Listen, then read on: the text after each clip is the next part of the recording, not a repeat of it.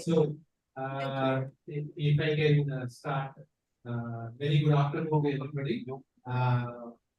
Respected predecessor and respected Parker madam, my teacher. If madam can recollect, I was a student in 1994. I did and speaker, other coaching persons, seniors. और zoom नहीं है zoom ले very senior this up here and other familiar faces. इधर से कटो बहुत सारे लोग दिख रहे हैं जो जान पहचान और I'm happy to be here and in fact and it's a privilege to be to chair this session for two reasons. One is because Dr. Desai sir के सामने कुछ बोलने के लिए मौका मिला and the second reason is Dr. Parker madam के सामने कुछ बोलने के लिए एक और मौका मिला. So just to set the ball going, Madam Parker, if you allow me, I will just take a couple of minutes. I will tell you what's happening here. And we had the previous session where Dr. Meena Chandra, Professor of Psychiatry, head of the Department of Psychiatry, RML Hospital, spoke just now, and she very vividly, very lucidly presented about the basics of the the brain and functions of the brain to us. And I think we are taking the discussion forward, and we are very specifically talking about children and persons with intellectual disabilities, intellectual and technical disabilities, and their brain functions. So we are going to specific areas. पहले तो general brain function देख लिया. अभी very pertinent to intellectual and developmental disabilities. So brain functions कैसे होता है वो सुनने के लिए we are going forward. And then we have a very learned speaker who would be I'm betting, and he would be as simple as Dr. Meena. They say Dr. Meena ने simplify किया, Dr. Dechi के पास आप भी थोड़ा simplify करके आप हम सभी को बताएंगे.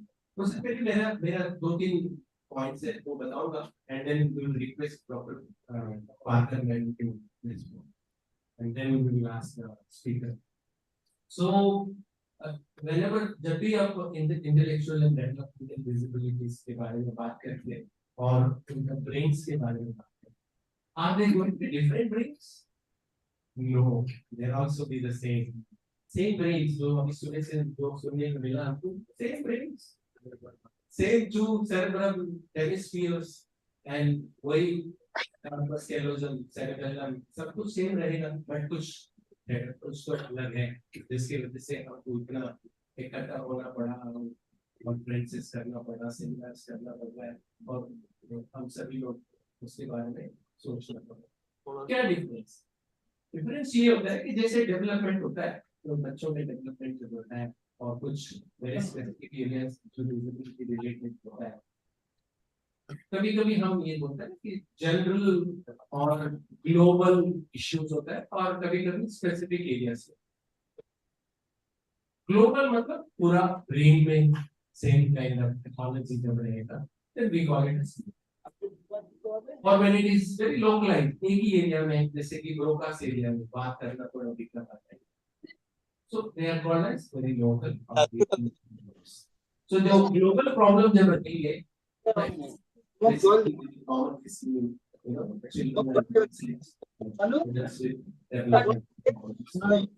जो भी समस्या रहेगा, जो भी टेक्नोलॉजी रहेगा, it will be global. That needs to be understood. Second point, important point जो हम ये intellectual and developmental disabilities are unseen problems, silent internal and compared to the other kind of disabilities. तो ये तो अभी तक हम सब लाइट है ना. One more thing is that brain functions, brain structures. There are some things which we can call it as cross structural problems, and then there are some things called as mind structural. Cross मतलब suppose something which is very evidently seen or truly seen, easily seen. For example, size of the brain के बारे में जो बात होते हैं सुबह और brain size of the ventricles के बारे में जो बात. These are some gross major issues which we can pick up. And children and adolescents and adults with intellectual and developmental disabilities, ये समस्या आ भी सकती है. For example, research में इन दिनों में ये बड़ा discussion हो रहा है. Brain size and children with autism spectrum disorder. बड़ा बड़ा है brain size. So this is something which is then we also have some neuroanatomical studies. जैसे मैडम मीना ने बता रहे थे, frontal area is most important. Most of the developmental issues, especially ability, frontal lobe related issues of diabetes.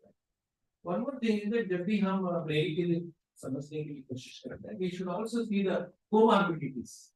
Comorbidities देखने से हमको और थोड़ा अच्छा समझ है. जैसे कि आम आदमी, मतलब आम पॉपुलेशन में देखेंगे जितना भी frequently हम सभी लोगों को neurological and psychiatric problem जो हो सकता है, ये percentage इन बच्चों में, इन इंडिविजुअल्स में बढ़ सकता है. तो काफी बढ़ सकता है, 2-3 गुना बढ़ सकते हैं. जैसे कि एपिलेप्सी, जैसे कि डिमेंशिया, जैसे कि साइकियाट्रिक प्रॉब्लम्स, जैसे कि डिप्रेशन, ये सारे ये बच्चों में ये individuals who are having this kind of issues is double end. इसलिए ये पता चल जाता है कि all these problems are basically biological in nature. Biopsychosocial जो हम कहते हैं कि environment भी important है और biological aspect भी important है. And recently ये चीज हमको ये ध्यान रखना है कि recent developments अगर देखा जाए तो something which is very important to keep in mind is genetics. आजकल genetic mapping के बारे में काफी discussion हो रहा है. कभी-कभी कुछ कंडीशन में genes identify करने की कोशिश कर रहा है और gene mapping करने की कोशिश कर रहा है और gene therapy देने की कोशिश, मतलब जीन्स प्रेजेंटेशन जो है उसके मॉडिफिकेशन करने के लिए कोशिश करें, उसके बारे में भी डिस्कस करें.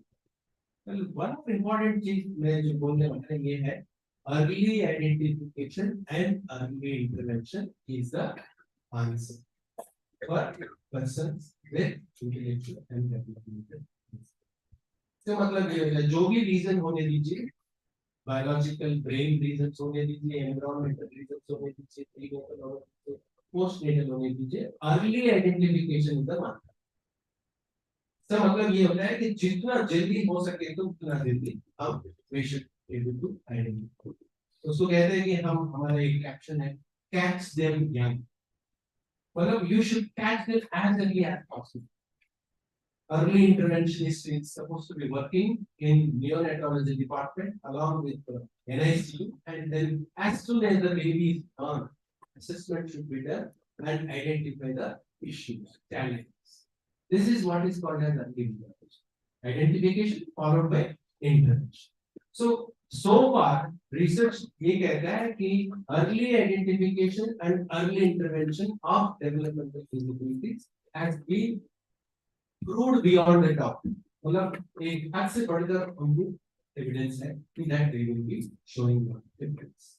मतलब रिजल्ट्स बहुत सारे चीजें, जैसे कि आजकल बहुत सारे ब्रेन टॉनिक्स बोल के देते हैं, दवाई भी देते हैं और कुछ मॉड्यूलेटिंग एजेंट्स बोल के देते हैं. उसका कोई अभी तक हमको प्रॉमिसिंग रिजल्ट्स कुछ भी नजर नहीं आया.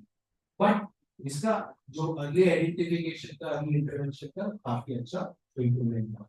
एक और चीज, इंपॉर्टेंट चीज है न्यूरोप्लास्टिसिटी. आप सभी लोगों को जानकारी होगा न्यूरोप्लास्टिसिटी. मतलब हमारा ब्रेन को एक स्पेशल कैपेसिटी होता है, एक कैरेक्टरिस्टिक फीचर होता है, फिनोमेना होता है. वो ये है कि जब भी कोई चैलेंज होता है, कुछ प्रॉब्लम आ जाता है, उसको रिकंसिडर करने का capacity, they'll bounce back. The brain has got the capacity to bounce back. अगर if we know this and we know that this kind of neuroplastic phenomena is very prevalent in the early stages of life, especially जो critical periods के बारे में हम बात करते हैं. मतलब वो जो बच्चे जो सीख सकते हैं, modifications लेकर आ सकते हैं brain में, and if that can be kept in mind and identify them early and provide the early intervention, we can do a lot in the prevention of intellectual and developmental disabilities. With this remark, I request Madam Parker, Madam, to initiate the discussion, and then we will have the speaker. Madam, over to you. Unmute, madam. Please unmute, madam. Thank you, Om Sai. Yes, yes, I am able Thank to hear you, you now. Manovikas family, and my colleagues here, my Dr. Nachiketa. I think it is a very important topic as well as the important concern. Intellectual disability is when limitations in your mental abilities, यानी कि बौद्धिक विकलांगता तब होती है जब आपकी मानसिक क्षमताओं की सीमाएं जैसे कि बुद्धि, सीखने और रोजमर्रा के जीवन कौशल्य को प्रभावित करती है। इसके प्रभाव, इंटेलेक्चुअल डिसेबिलिटी के प्रभाव व्यापक रूप से भिन्न तरह से हर इंसान में हो सकते हैं। एक आम गलतफहमी है कि बौद्धिक विकलांगता बुद्धि पर एक सीमा जैसी है, जैसे कि एक साधारण आईक्यू किया हम लोगों ने कि हमें बौद्धिक विकलांगता समझती है। Actually, an IQ test is only one piece of information. Some people have an average or above average IQ. लेकिन कुछ लोग क्या IQ एवरेज हो या अबव एवरेज हो, लेकिन उन्हें रोजमर्रा की जिंदगी के लिए आवश्यक या अन्य क्षमताओं से बहुत परेशानी होती है। अन्य लोगों का आईक्यू औसत कम भी होती है, लेकिन उनके पास ऐसे कौशल्य और क्षमताएं होती है जो इतनी मजबूत है कि वे बौद्धिक विकलांगता के मानदंड को पूरा नहीं करते, यानी कि they meet criteria for milder form of intellectual disability then IQ test indicates. इस स्थिति को औपचारिक नाम से इंटेलेक्चुअल डिसेबिलिटी डिसऑर्डर या बौद्धिक विकासात्मक विकार कहा जाता है। हालांकि कई व्यक्तियों के लिए उनकी बौद्धिक विकलांगता का सटीक कारण अभी भी अज्ञात है। बौद्धिक विकलांगता के कई मामले मस्तिष्क के विकास में के डेवलपमेंटल प्रॉब्लम होने के कारण होते। आमतौर पर वे किसी बीमारी, चोट या अन्य घटनाओं से मस्तिष्क की क्षति के कारण विकसित हो सकते हैं जब कोई व्यक्ति 18 वर्ष के कम उम्र का होता है, और they have a major impact on functioning and disability throughout the life course and high comorbidity as Dr. Omsai mentioned with other mental disorders.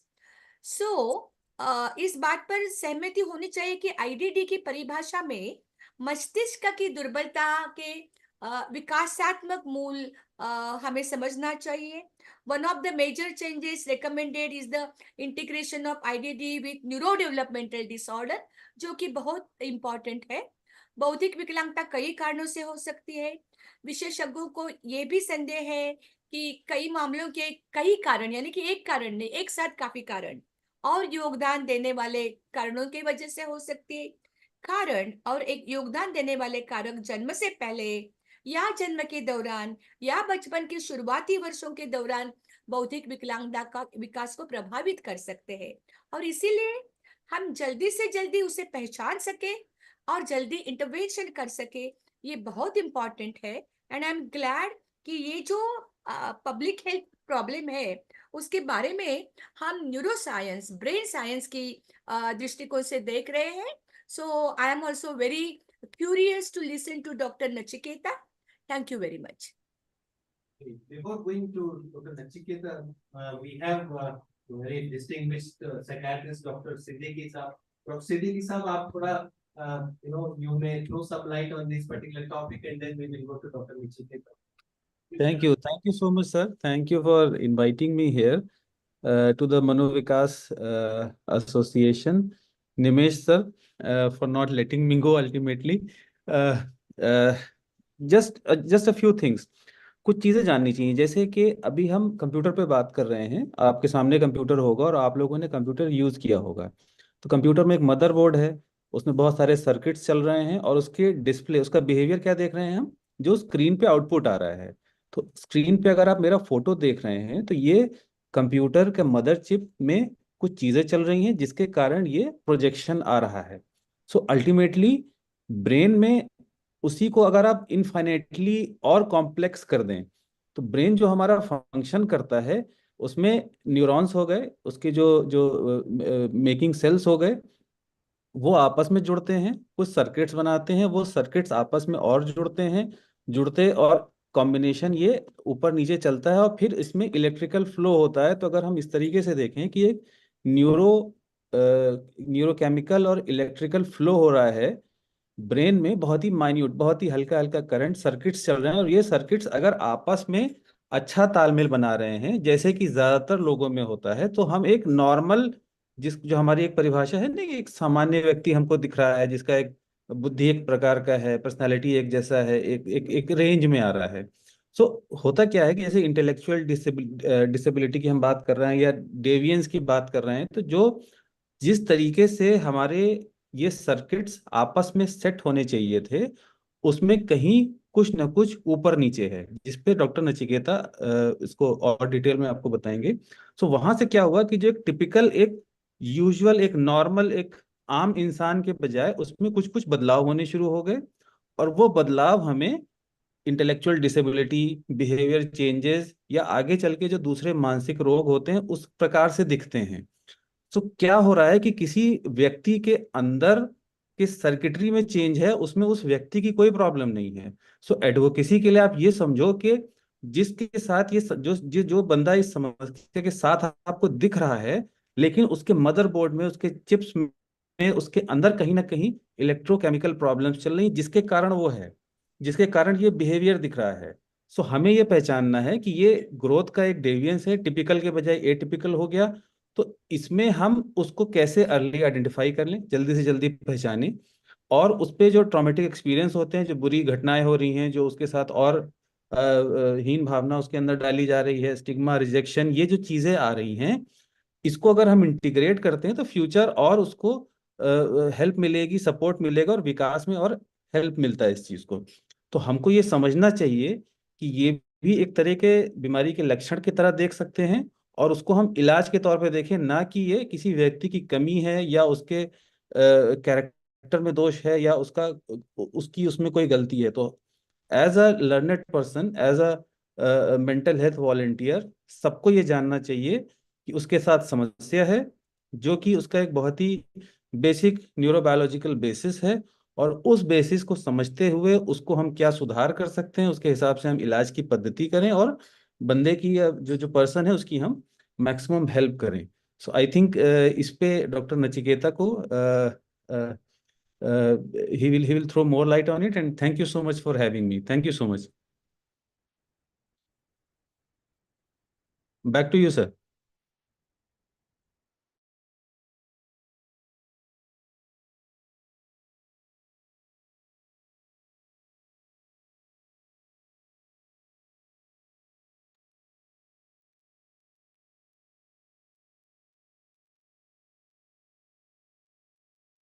Hello, am I audible? Able to hear you. Okay, sir. So, first of all, good afternoon, everyone. Thank you, Nimesh sir and Manovikas family for giving me this opportunity. I am actually in presence of my teachers from whom I have learned. बातचीत का प्रकार मेरा थोड़ा सा कहानी जैसा और चर्चा जैसा ज्यादा रहेगा रादर देन लेक्चर।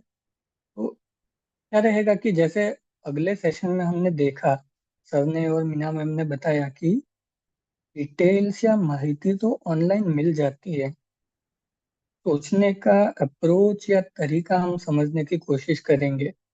तो इसके लिए मैं कुछ कुछ माहिती इसमें मेरे प्रेजेंटेशंस में इंक्लूड करूंगा, लेकिन कहीं ना कहीं हम एक चीज समझने की कोशिश करेंगे कि अलग अलग विभिन्न परिस्थितियों में फर्क क्या होता है और दिमाग के साथ क्या हो रहा है। मैं भी मेरा स्क्रीन शेयर करने की कोशिश करता हूँ, तो उसे प्रेजेंटेशन दिखना चाहिए।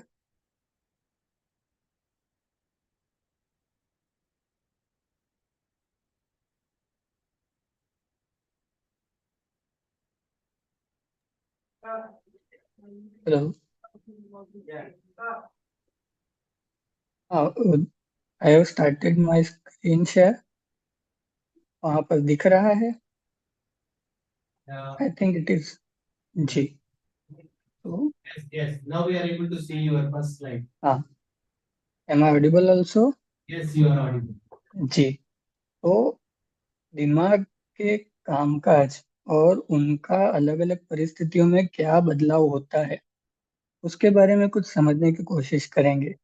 जो अभी शुभांगी पारकर मैम बता रहे थे कि फिलहाल हम लोग इंटेलेक्चुअल डिसेबिलिटी में खाली आईक्यू को नहीं देखते, हम ये भी देखते हैं कि रोजमर्रा की जिंदगी में जो काम करने हैं, जो चीजें मैनेज करनी है, जिसको एडिक्टिव फंक्शनिंग भी बोलते हैं, वो इंसान मैनेज कर पा रहा है या नहीं है।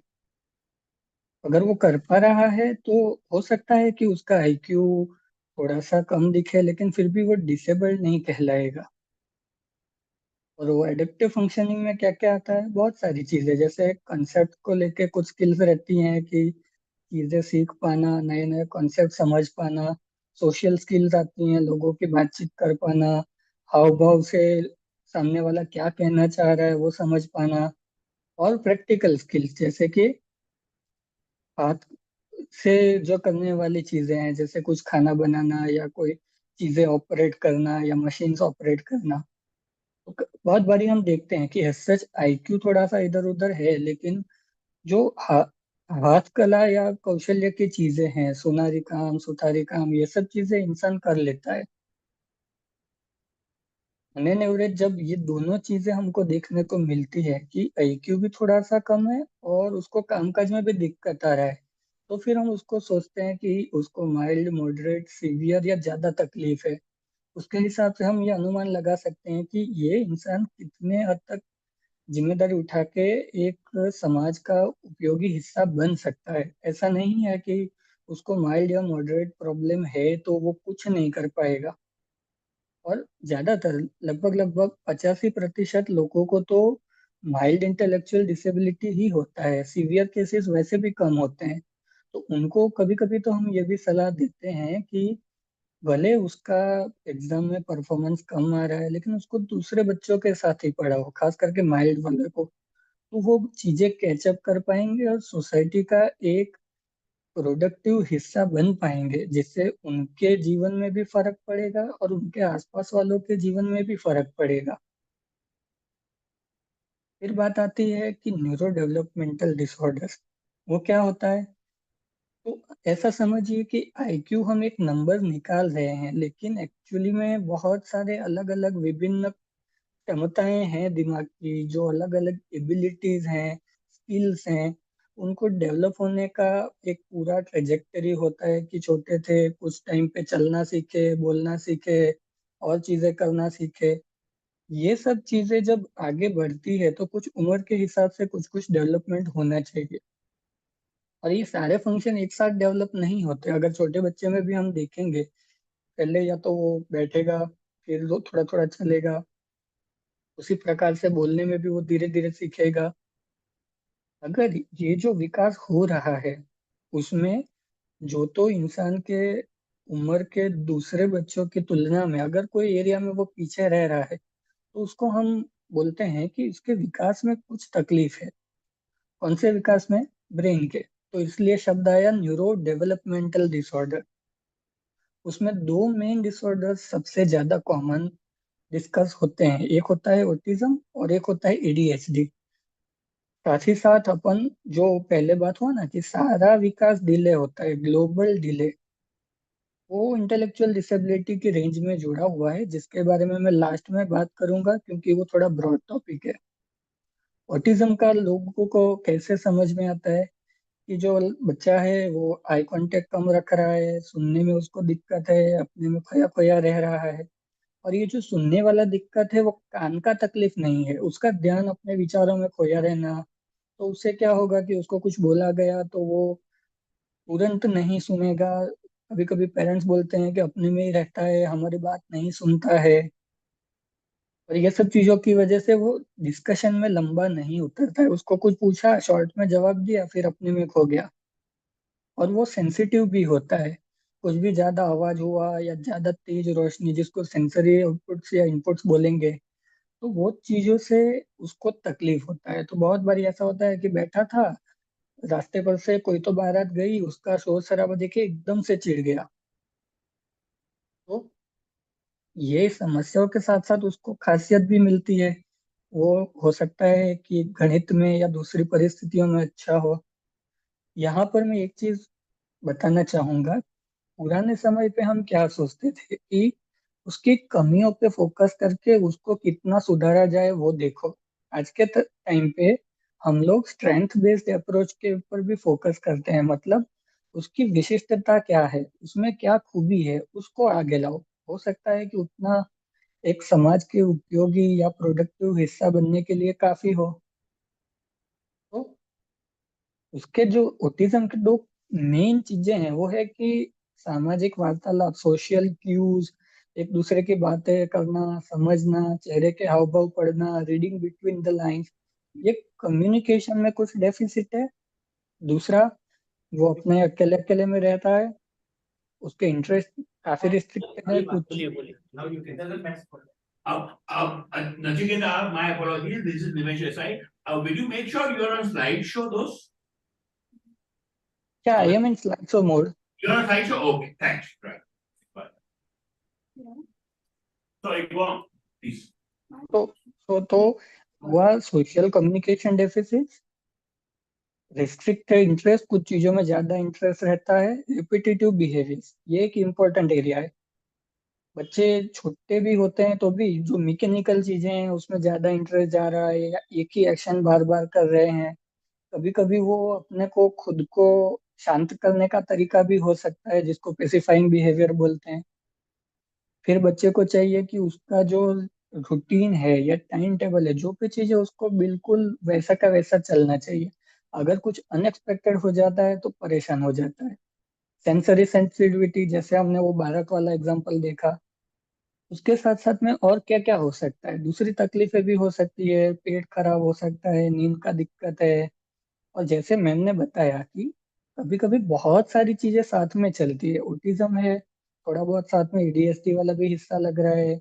बच्चा तुरंत चिंतित हो जाता है, डर जल्दी जाता है, उदास हो सकता है। जैसे बड़े होते जाएंगे वैसे वैसे अलग अलग उम्र पे अलग अलग चीजें दिखती हैं।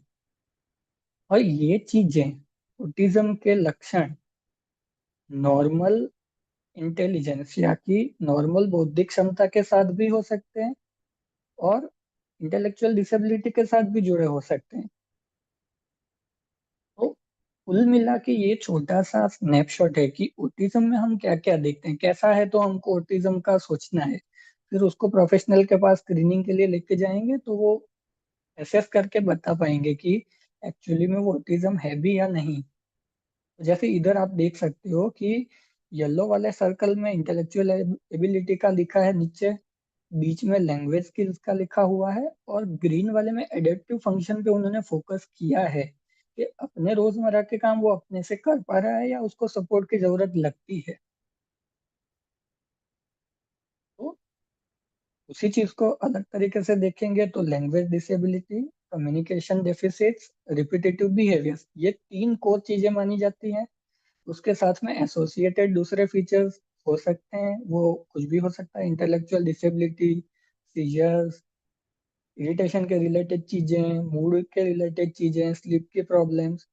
वो हर एक चीज के ऊपर हम फोकस करके उसमें कुछ ना कुछ जहां तक इम्प्रूवमेंट हो सके वो कोशिश करते हैं। भी बात आती है एडीएचडी की, अटेंशन डेफिसिट और हाइपर एक्टिविटी, दो वर्ड्स हैं कि बच्चे का एक चीज पे ध्यान केंद्रित करने में दिक्कत हो रहा है और वो चंचल ज्यादा है। खास करके पेरेंट्स बहुत बारी ये बताते हैं कि बहुत ही बदमाश है, एक जगह पे टिक के बैठता नहीं है, हमेशा इधर उधर भागता ही रहता है। तो वो सारी चीजें हाइपर एक्टिविटी के एरिया में हुई। जो ब्लू वाला सेक्शन दिखाया है वो फिजेटिव बिहेवियर हो सकता है कि बैठे बैठा हाथ पांव हिला रहा है, थोड़ा सा जिसको बोलेंगे धीरज का अभाव दिखता है। अटेंशन वाले या कि ध्यान केंद्रित करने वाली चीजों में एकाग्रता का तकलीफ हो सकता है, वो छोटी छोटी बात में उसका ध्यान भटक जा रहा है। खिड़की में कुछ आवाज हुआ उसका ध्यान बाहर है, स्कूल में टीचर बोलेंगे इसका पढ़ाई में ध्यान ही नहीं है। हालांकि वो बच्चा खुद से कोशिश कर रहा है, उसका फोकस रह नहीं रहा है। तो उससे और क्या क्या होगा, बेध्यान रहने से मिस्टेक्स होंगी, चीजें इधर उधर पड़ी रहेंगी। थोड़ा छोटा मोटा भूल गए, लेकिन वो भूलने वाला कैसा होता है कि भाई चाबी भूल गए या कोई पेन लाना भूल गए, वो जो बेध्यान की वजह से हो रहा है, ना कि मेमोरी इशू की वजह से। तो उसमें कभी कभी ऑटिज्म और एडीएचडी में ओवरलैप देखने को मिलता है। जैसे जो सेंसरी वाला एक पार्ट हुआ, जो उसमें फर्स्ट लिखा हुआ है स्टीमिंग, वो वर्ड आया है स्टिम्युलेशन के ऊपर से, कि बच्चा देखो अपने से स्टिम्युलेट करने के लिए, जैसे मान लो कि ढोल बजा रहा है या कूद रहा है, भागा दौड़ी कर रहा है। और ऑटिज्म के अंदर जो हमने पेसिफाइंग बिहेवियर देखा, कि ऐसे बैठे बैठे झूल रहा है, रॉकिंग मोशन है, या दूसरे खुद को शांत करने के बिहेवियर है, वो हो सकता है। जो सेंसरी इश्यूज का बात हुआ, वो दोनों में हो सकता है। ऑटिज्म और एडीएचडी में और क्या क्या हो सकता है, तो इमोशन मैनेज करने में दिक्कत आ सकता है, गुस्सा हो गया, चिढ़ गया, चीजें फेंक दिया। बड़ा होते होते धीरे धीरे और चीजें भी हमको देखने को मिलती है, कि उसको डिप्रेशन का जोखिम ज्यादा है, या उसको कोई चीजों की आदत लगने का जोखिम ज्यादा है, तो उस हिसाब से उसको मैनेज किया जा सकता है। फिर भी जब अपन बैठ के पूरा अच्छे से उसको एसेस करेंगे, तो आइडिया लगता है कि एडीएचडी है, ऑटिज्म है, या दोनों है। और अगर दोनों है भी, तो दोनों में कौन सा हिस्सा ज्यादा तकलीफ दे रहा है। इसके अलावा और भी डेवलपमेंटल इश्यूज हो सकते हैं जो स्पेसिफिक एरिया में रिस्ट्रिक्ट होते हैं। जैसे कि स्पेसिफिक लर्निंग डिसऑर्डर्स, उसको पढ़ाई में दिक्कत आ रहा है, कॉन्सेप्ट उसको समझ रहा है, इंटेलिजेंस नॉर्मल है, लेकिन ब का बी और डी में कंफ्यूजन हो सकता है, सेम जैसे दिखने वाले लेटर्स में कंफ्यूजन हो सकता है, जिसको पुराने टाइम पे डिसलेक्सिया, डिसकैलकुलिया, ये सब टर्म्स यूज करते थे। अभी इधर तीन चीजों के बाद मैंने चौथा डॉट खाली छोड़ा है। वो एक ये दिखाने के लिए खाली छोड़ा है कि लिस्ट यहाँ पर खत्म नहीं हो रहा है, और भी चीजें होती है, लेकिन अगर सारा डिस्कस करने जाएंगे तो वही बात हो जाएगी कि मैं डिटेल्स पे ज्यादा फोकस करूं या अप्रोच पे। तो ये सब चीजें होती कैसे हैं, जैसे अपने बात हुआ कि बचपन से लेके बड़े होते तब अलग अलग चीजें अलग अलग टाइम पे डेवलप होती है। इधर हम देख सकते हैं कि 1-2 साल के होते होते पहले बेसिक चीजें डेवलप हुई, सुनना, देखना, बेसिक चलना बैठना। फिर धीरे धीरे दूसरे साल आते आते लैंग्वेज में थोड़ा थोड़ा सीखा, बोलना सीखा। लेकिन जो हायर फंक्शंस होते हैं, जिसमें बुद्धि या दिमाग लगाने वाले काम होते हैं, उसका सीखने का टाइम लंबे समय तक चलता रहता है। ऐसा बोला जाता है कि 5 या 6 साल की उम्र तक बच्चे का ब्रेन का 80 to 90% विकास हो जाता है, लेकिन फिर भी उसके बाद जो डेवलपमेंट है वो चलता रहता है। फिर वो टीनेज तक जाता है, वहां पर कुछ चेंजेस आते हैं, कुछ एरिया जल्दी डेवलप होते हैं, कुछ एरिया धीरे धीरे डेवलप होते हैं। तो इस वजह से उसका बच्चों का रिबिलियस बिहेवियर और सब टीनेज में हमको देखने को मिलता है। और बाई अराउंड 25 साल की उम्र तक पहुंचते पहुंचते जो बोलते हैं कि भावनाओं पे काबू, इमोशनल कंट्रोल, ये सब चीजें अच्छे से डेवलप होती है। तो जिसको शायद हम नॉन मेडिकल लैंग्वेज में या गांव की अपने रिलेटेबल भाषा में ये बोलेंगे कि बच्चे में या इंसान में अभी एक ठहराव दिखना चालू हुआ। वो चीज खास करके एडीएचडी में ज्यादा रिलेवेंट है।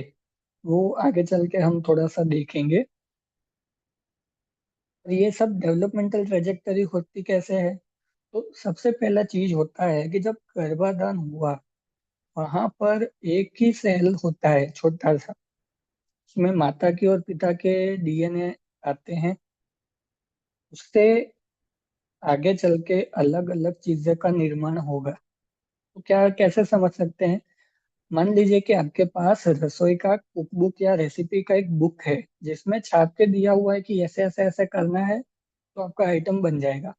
कुछ उसी तरीके से जीन्स एक तरीके से वो बताते हैं कि कौन सा कैसे किस सीक्वेंस में ऐड करना है, तो वो प्रोटीन बनेगा।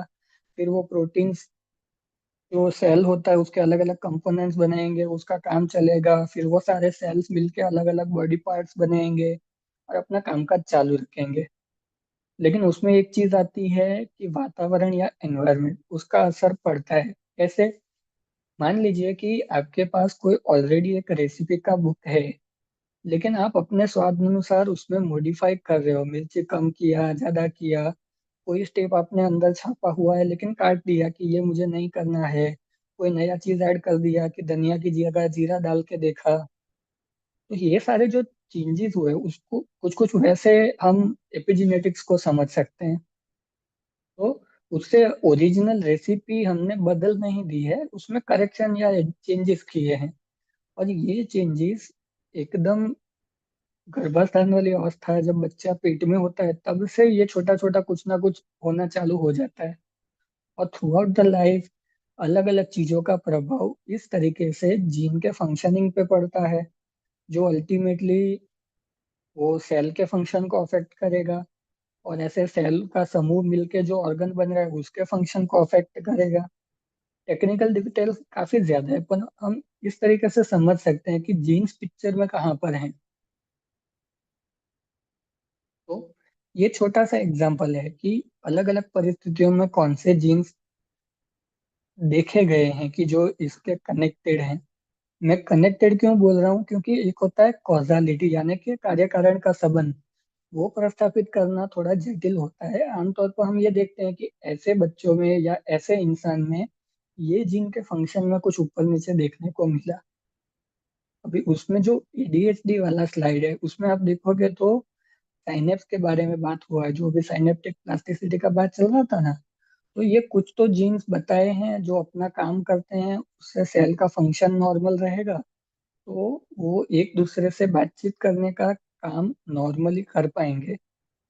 समझने के लिए ये समझिए कि अपने घर में सर्किट्स होती है, वायर्स लगे होते हैं इलेक्ट्रिक्स के, दो वायर के बीच में कभी अगर कनेक्शन टूट जाता है तो करंट पास नहीं होगा, तो उसको बीच में कोई तो मैसेंजर चाहिए। ये जो ग्लूटामेट और सीरोटोनिन लिखा है वो टपाली या मैसेंजर है, जो एक सेल का सिग्नल का माहिती दूसरे सेल तक पास ऑन कर देंगे।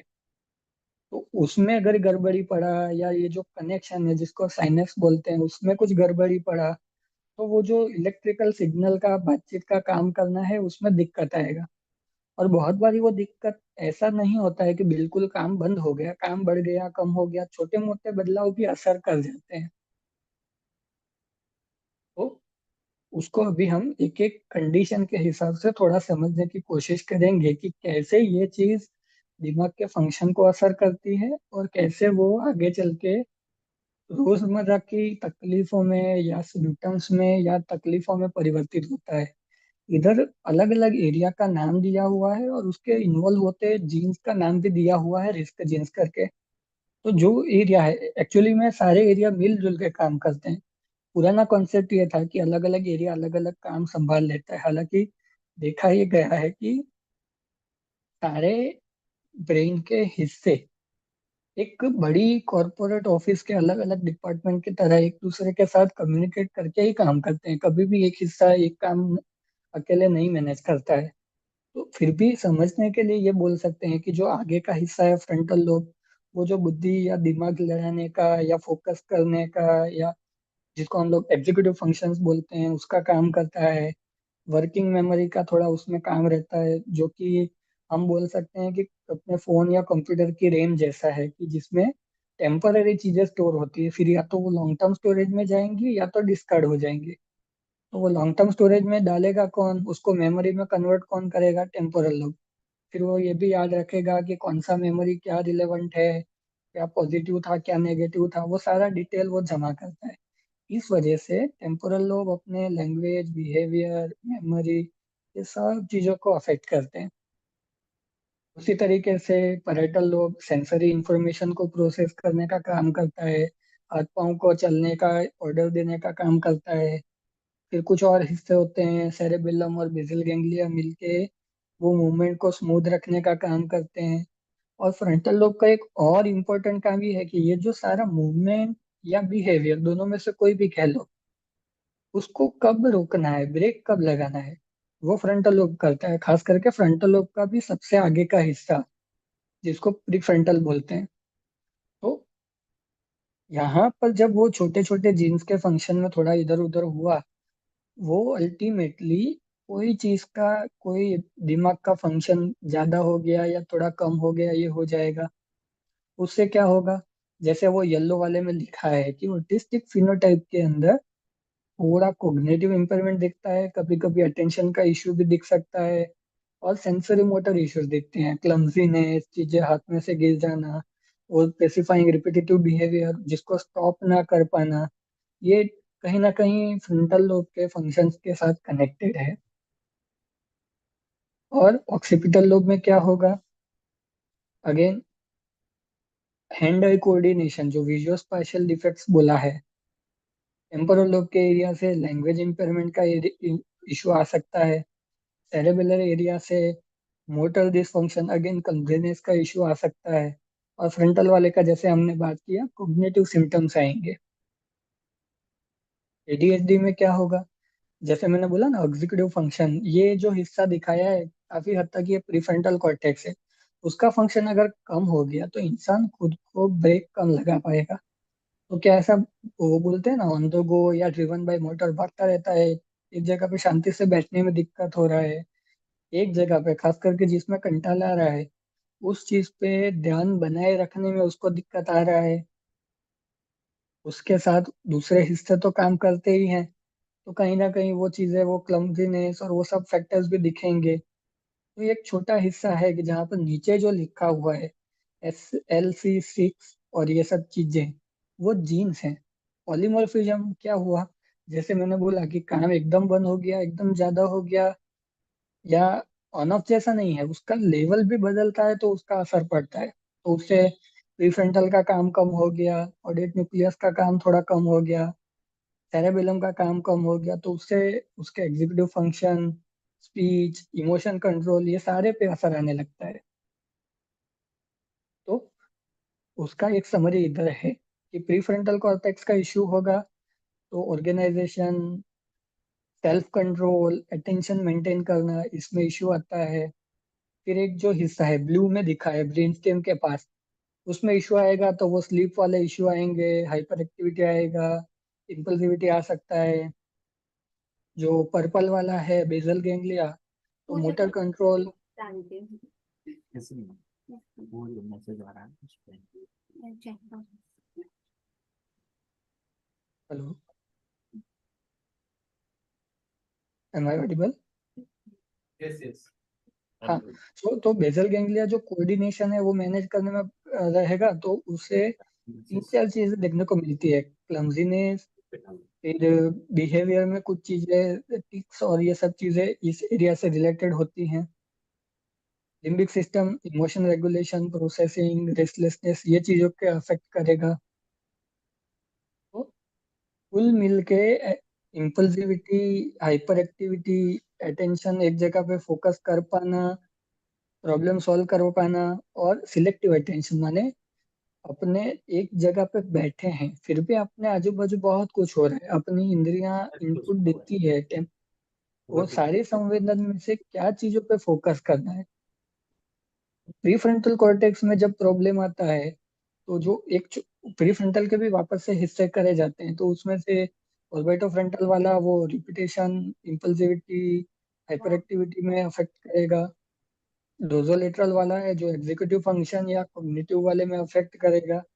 वैसे अलग अलग हिस्सों का थोड़ा बहुत भी काम इधर उधर होता है तो हमको वो क्लिनिकली कुछ ना कुछ चेंज इन बिहेवियर या सिम्टम के तरीके से दिख सकता है। अब बात आती है इंटेलेक्चुअल डिसेबिलिटी की। जैसे मैंने पहले बोला, वो कहीं ना कहीं थोड़ा सा ग्लोबल होता है, हालांकि सारे फंक्शन एक समान लेवल पे अफेक्ट नहीं होते हैं, कोई ज्यादा अफेक्ट है, कोई कम अफेक्टेड है, लेकिन फिर भी जैसे हमने एडीएचडी में या ऑटिज्म में या स्पेसिफिक लर्निंग डिसऑर्डर में देखते हैं कि कुछ तो अलग अलग फंक्शन अफेक्ट हुए, बाकी का सारा नॉर्मल जा रहा है। जबकि इंटेलेक्चुअल डिसेबिलिटी में ऑलमोस्ट सारे फंक्शन डाउन होते हैं, जिसको क्लिनिकली हम यूं समझ सकते हैं कि उसकी बौद्धिक क्षमता उसकी शारीरिक उम्र से थोड़ा कम चलती है। तो मान लो कि 10 साल का बच्चा है लेकिन उसका बौद्धिक क्षमता चल रहा है 8 साल के बच्चे जितना या 7 साल के बच्चे जितना। और ये सारे जो फंक्शनिंग का इश्यू होता है, आईडीडी में हम क्या बोलते हैं, intellectual disability and developmental disability. तो डेवलपमेंटल क्यों बोला? क्योंकि वो इंटेलिजेंस के अलावा मोटर डेवलपमेंट या दूसरी चीजों को भी अफेक्ट कर रहा होता है। और जो जीन मॉडिफिकेशन, ये वो जीन के जो वेरिएशन हमने देखे, वो हर सेल को अफेक्ट कर सकते हैं। तो जहां जहां पर वो जीन का फंक्शन होगा वो सारे सेल अफेक्ट होंगे। तो बहुत बार ये होता है कि उसको बौद्धिक तौर पर ये है, उसके उपरांत उसको दूसरी तकलीफें भी हैं। मे बी उसको शुगर हो, डायबिटीज हो रहा है, या उसको मान लीजिए प्रेशर बढ़ जा रहा है तो हाइपरटेंशन बोला जाएगा। ये सब चीजें भी अंदर अंदर कनेक्टेड होती हैं। और जब इंटेलेक्चुअल डिसेबिलिटी ये पूरे ग्रुप के एक हिस्से के तरीके से जब दिखता है तो उसको हम लोग सिंड्रोमिक बोलते हैं। और वो खाली एक ही अलग से है, कोई सिंड्रोम का भाग नहीं है, तो नॉन सिंड्रोमिक बोलते हैं। अभी सिंड्रोम डिफाइन कैसे होगा? कुछ कुछ चीजें देखी जाती हैं कि इतना इतना एक साथ में हो रहा है, तब उसको हम सिंड्रोम बोलते हैं। जैसे कुछ सिंड्रोम फेमस है, down syndrome, Klinefelter, fragile x. ये हुए जीनेटिक, कहीं ना कहीं कोई एक जीन अफेक्ट हो रहा है। वो कुछ तो 5-10 सेल्युलर फंक्शन को अफेक्ट कर रहा है, जो अलग अलग तरीके से हमको देखने को मिलता है। जैसे डाउन सिंड्रोम में हम देखते हैं वो खाली इंटेलिजेंस से जुड़ा नहीं है, उसमें हाथ की क्रीज, आंखों का टहचा, ये सब चीजें भी हमको नोटिस होती है कि ये स्पेसिफिक ये कंडीशन में हो रही है।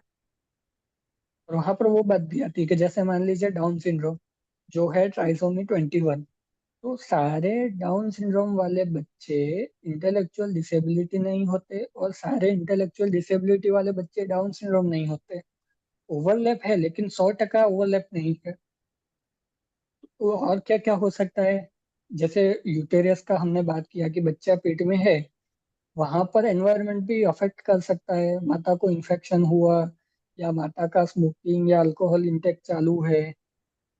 जैसे मैम ने बोला था, शुभांगी मैम ने, कि जन्म के टाइम पे हो सकता है सांस लेने में दिक्कत आया, कुछ तो तकलीफ पड़ा, जन्म के बाद उसको कोई इन्फेक्शन हो गया।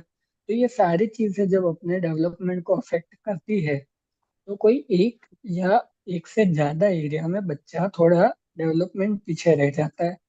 उसको हम डेवलपमेंटल एंगल से अगर एक एक रहा तो न्यूरो डेवलपमेंटल डिसऑर्डर बोला जाएगा। और अगर बहुत सारा अफेक्ट हो गया है, ओवरऑल लेवल ही डाउन गया है, तब जाके हम उसको इंटेलेक्चुअल डिसेबिलिटी का सोचते हैं। यहाँ पर मैं कुछ एग्जांपल बताऊंगा कि कैसे सिंड्रोमल इंटेलेक्चुअल डिसेबिलिटीज हम देखते हैं। एक होता है फ्रेजाइल एक्स सिंड्रोम। उसके कुछ तो फिर चेहरे की खासियत होती है, लंबा चेहरा है, बड़े कान है, साथ में और कुछ चीजें देखने को मिलती है। फिर वो लड़कों में ज्यादा कॉमन है लड़कियों की तुलना में। वैसे हर एक सिंड्रोम का कोई ना कोई डिस्क्रिप्शन है, और वो कौन सा जीन इन्वॉल्व होता है उसका भी डिस्क्रिप्शन रहता है। डाउन सिंड्रोम का ये कैरेक्टरिस्टिक रहता है, आंखें ऊपर की साइड थोड़ी जा रही होती है, वो जिसको बोलते हैं ना चाइनीज जैसी आंख दिखती है। हाथ में दो रेखाओं की जगह पे एक ही बड़ी रेखा होती है। तो जब ये होता है तो हम उसको समझने की कोशिश इसलिए करते हैं कि ये बच्चे को बौद्धिक तौर पर जो सहारा या रिहेबिलिटेशन चाहिए, उसके साथ साथ उसको क्या क्या प्रॉब्लम आएगा, उसको कैसे मैनेज करना है। तो कुछ इस प्रकार से एक छोटा सा स्नैपशॉट हम बोल सकते हैं कि चीजें कैसे डेवलप होती हैं, और वो आगे अलग अलग एज पे क्या क्या करेंगी।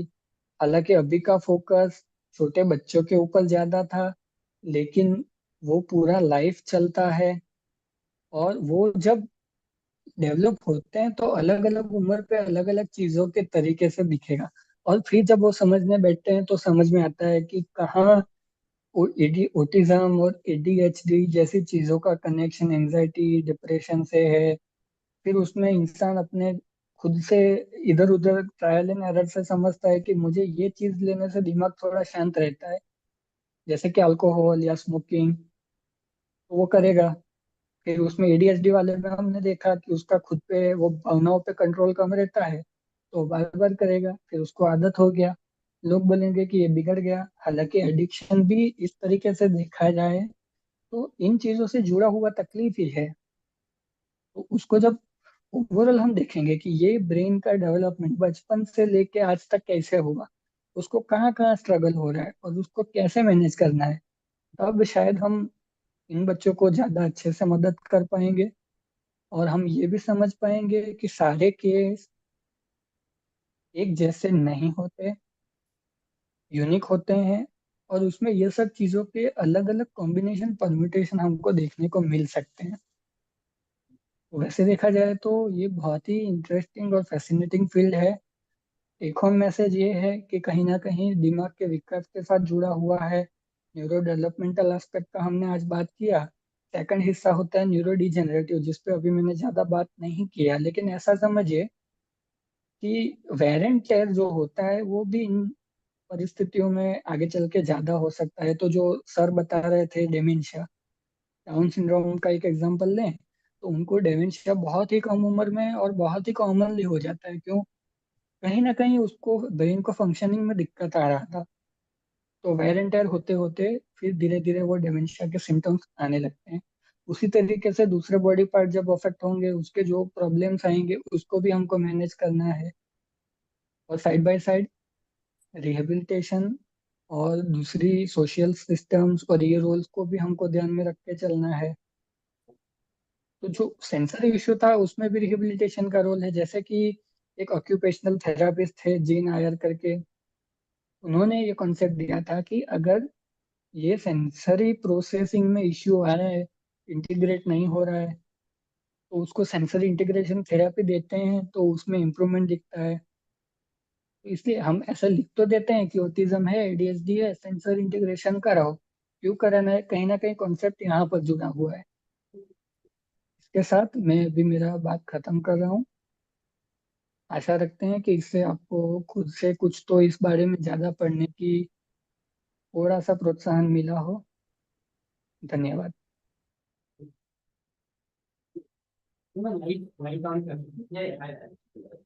तो बेसिकली समरी, इन समरी अगर हमें कुछ समझना चाहिए तो डॉक्टर नचिकेता का कहना ये है कि जब भी हम कोई मरीज देखता है, कोई इंडिविजुअल डेवलपमेंटल इश्यू देखता है, उनमें जो सिम्टम्स दिखने को मिलता है, वो सिम्टम्स को हम सभी लोग यहाँ पे जो भी बैठा है सारे रिहेबिलिटेशन फील्ड में है, so I am sure all of you will be in a position to identify those symptoms. But लेकिन डॉक्टर देसाई साहब का ये सेमिनार करने का मुद्दा ये इसलिए इम्पोर्टेंस ये है कि जब सिम्टम्स को आइडेंटिफाई करने के बाद वहां पे चूंकि इंटरवेंशन जो करते हैं उतना नहीं, हम कोशिश करना चाहिए कि ब्रेन में कौन सा एरिया में तकलीफ हो सकता है जिसके वजह से ये सिम्टम्स हो रहा है। तो अगर in case we can try to understand that, I think the purpose of this seminar will be sir. So जैसे कि कोई रिपीटेटिव बिहेवियर है, जैसे कि कौशा बता रहे थे ऑफिसर में सेंसरी इंटीग्रेशन चीज जो हो रहा है, तो कहाँ पे प्रॉब्लम है वो भी हम सोचने की कोशिश करना चाहिए। जैसे कि मैडम मीना ने सिंप्लीफाई कर दिया, जैसे कि मूवमेंट प्रॉब्लम है वैसे कर दिया, जैसे कि वाटर प्रॉब्लम है तो कैरेक्टर एंड बात करने का कोई दिक्कत है तो पास ना दिस काइंड ऑफ कोरिलेशन अगर हम कर सकते हैं और हम समझ सकते हैं, एंड अगर हम समझने के बाद इंटरवेंशन दे सकते हैं, then it will be a very complete and comprehensive intervention which we can offer to individual. And Dr. Nachiketa, एक और point important चीज ये बताया कि every child is different. Every child will be requiring a different kind of program. I'm sure all of you must be trained and you are sure that your individualized intervention program एकदम अलग based on the symptoms, based on the environment of the brain. So therefore, agar if we can extend our horizons little bit and think in terms of biological aspects, brain aspects, and if we can compare and understand and then prepare a very comprehensive individualized program, I think we can do it better. Abhi, if we have some questions, we can. Yes.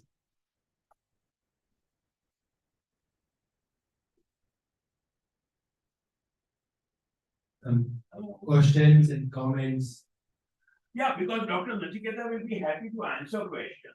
You know, there was some difficulty in time, but we all heard him well. And Nachiketa, I have one more request. If you would permit, You on it. Nachiketa, if you would permit, if you share your slide with us, we'll share it with the participants here. Sure, sir. Yeah, and if there are questions here, if you will take them directly, you or Dr. Omsai, please. Yes. So feel free.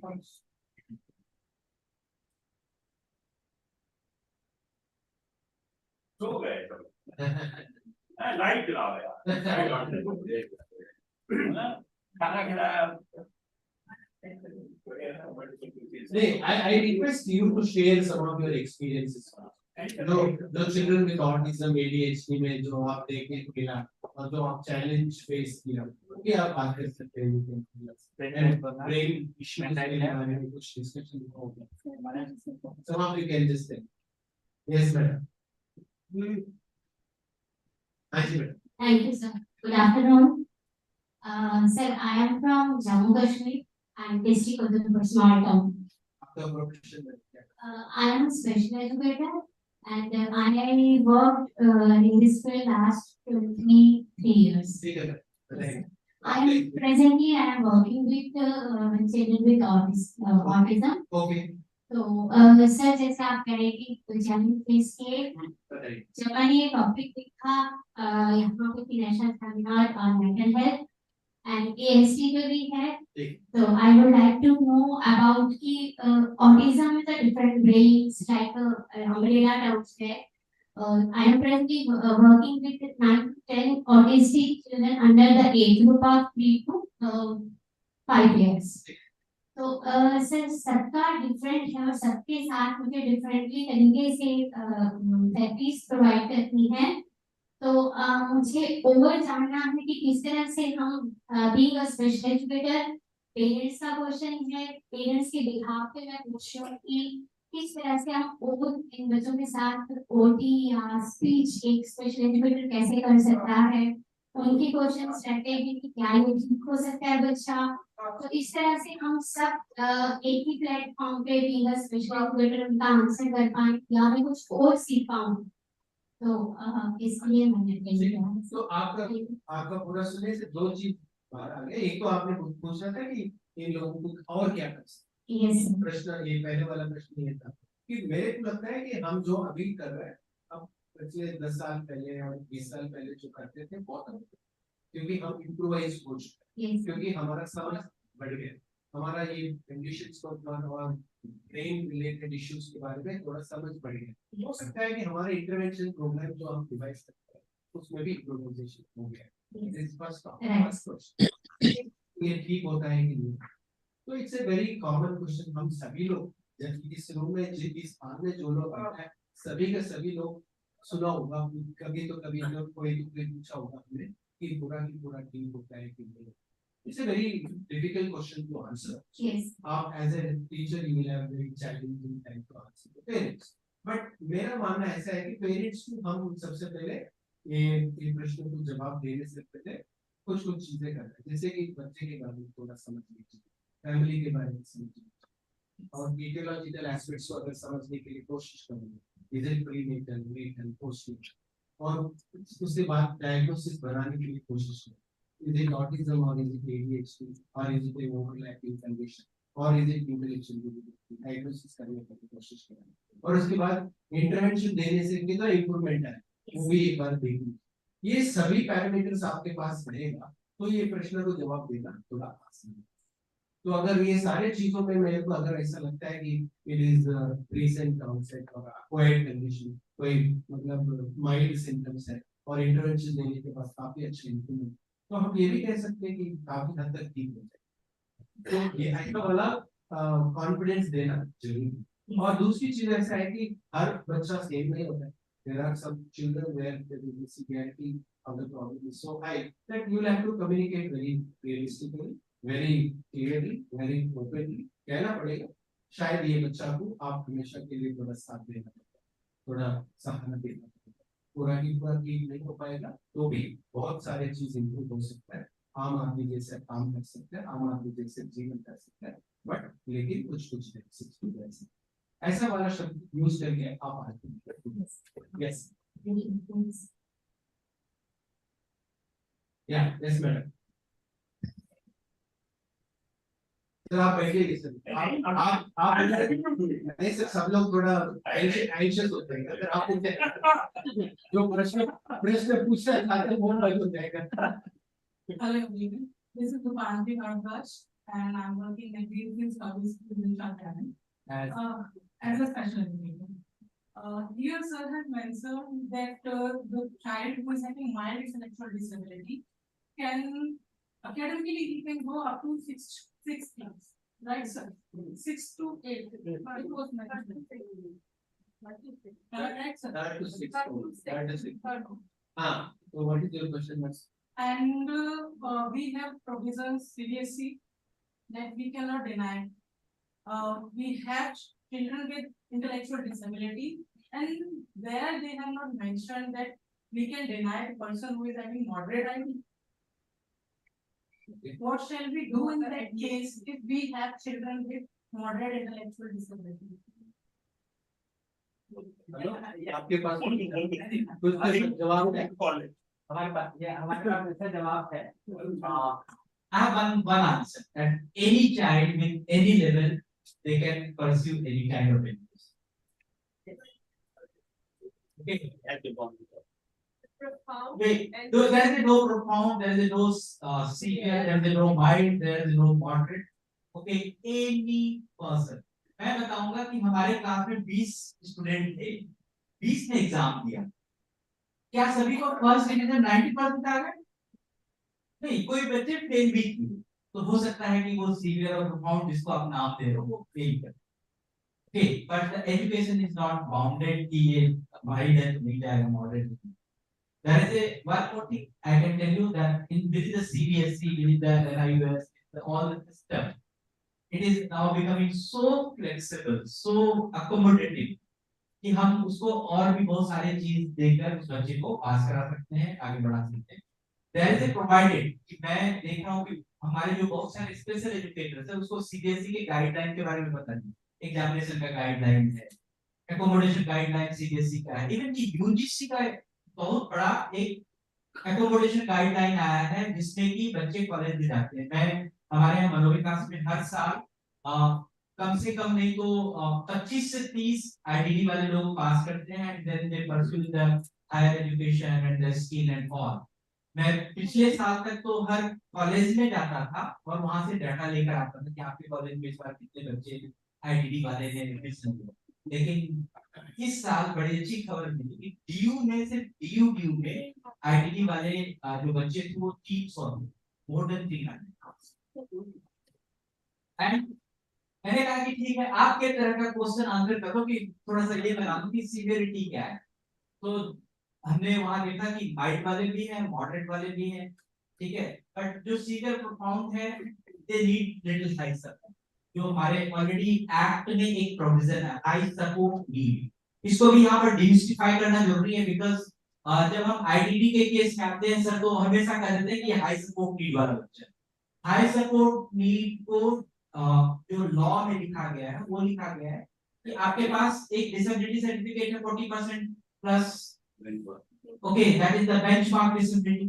अब आप हमारे पास आइए, आप चाहे 40% वाले हो, 50% वाले हो या 90% वाले हो, you come to the government, ask for the accommodation, okay, then the government is again they are going through the assessment process कि आपको क्या क्या चीज की चाहिए, जो चीज अभी मिल रहा है उससे ज्यादा चीज चाहिए, then the government can provide you the high support leader certificate, okay, that fellow ये 20 मिनट का एग्जामिनेशन से इसको नहीं काम चलेगा। आपने 20 मिनट का एग्जामिनेशन एक्कोमोडेशन दिया नहीं, इसको 40 मिनट का चाहिए, तो even the severe and profound can come there कि भाई चलो तुम हाई सपोर्ट लीडर का सर्टिफिकेट ले आओ, तुम 40 मिनट का ले लो, एक घंटे में 40 मिनट एक्स्ट्रा ले लो।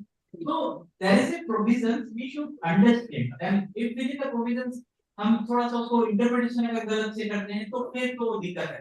बट यस, जो अभी प्रेजेंटेशन में था that is very true from 2000 I think पूर्ण नटराजन थी 2010 11 12 तभी ये कोई प्रोविजन हमारे उसमें था कि जो आईडीडी वाले हैं वो 9th क्लास या 10th क्लास तक पास कर सकते हैं।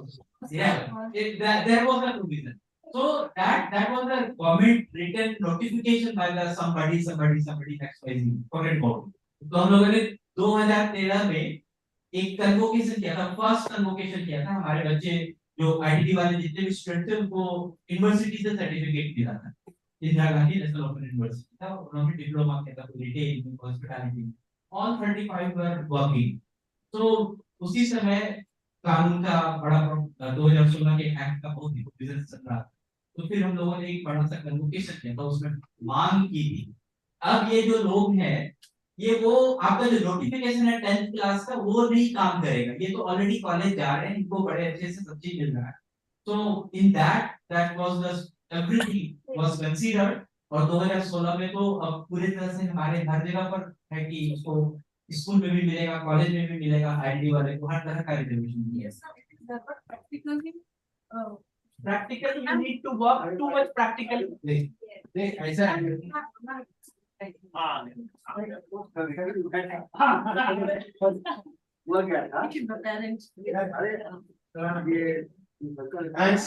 मेरा नाम अनिल जोशी है, मैं 80 से है और मैं सब कहता हूँ कि वो इंडिपेंडेंट शेयर डाउन से।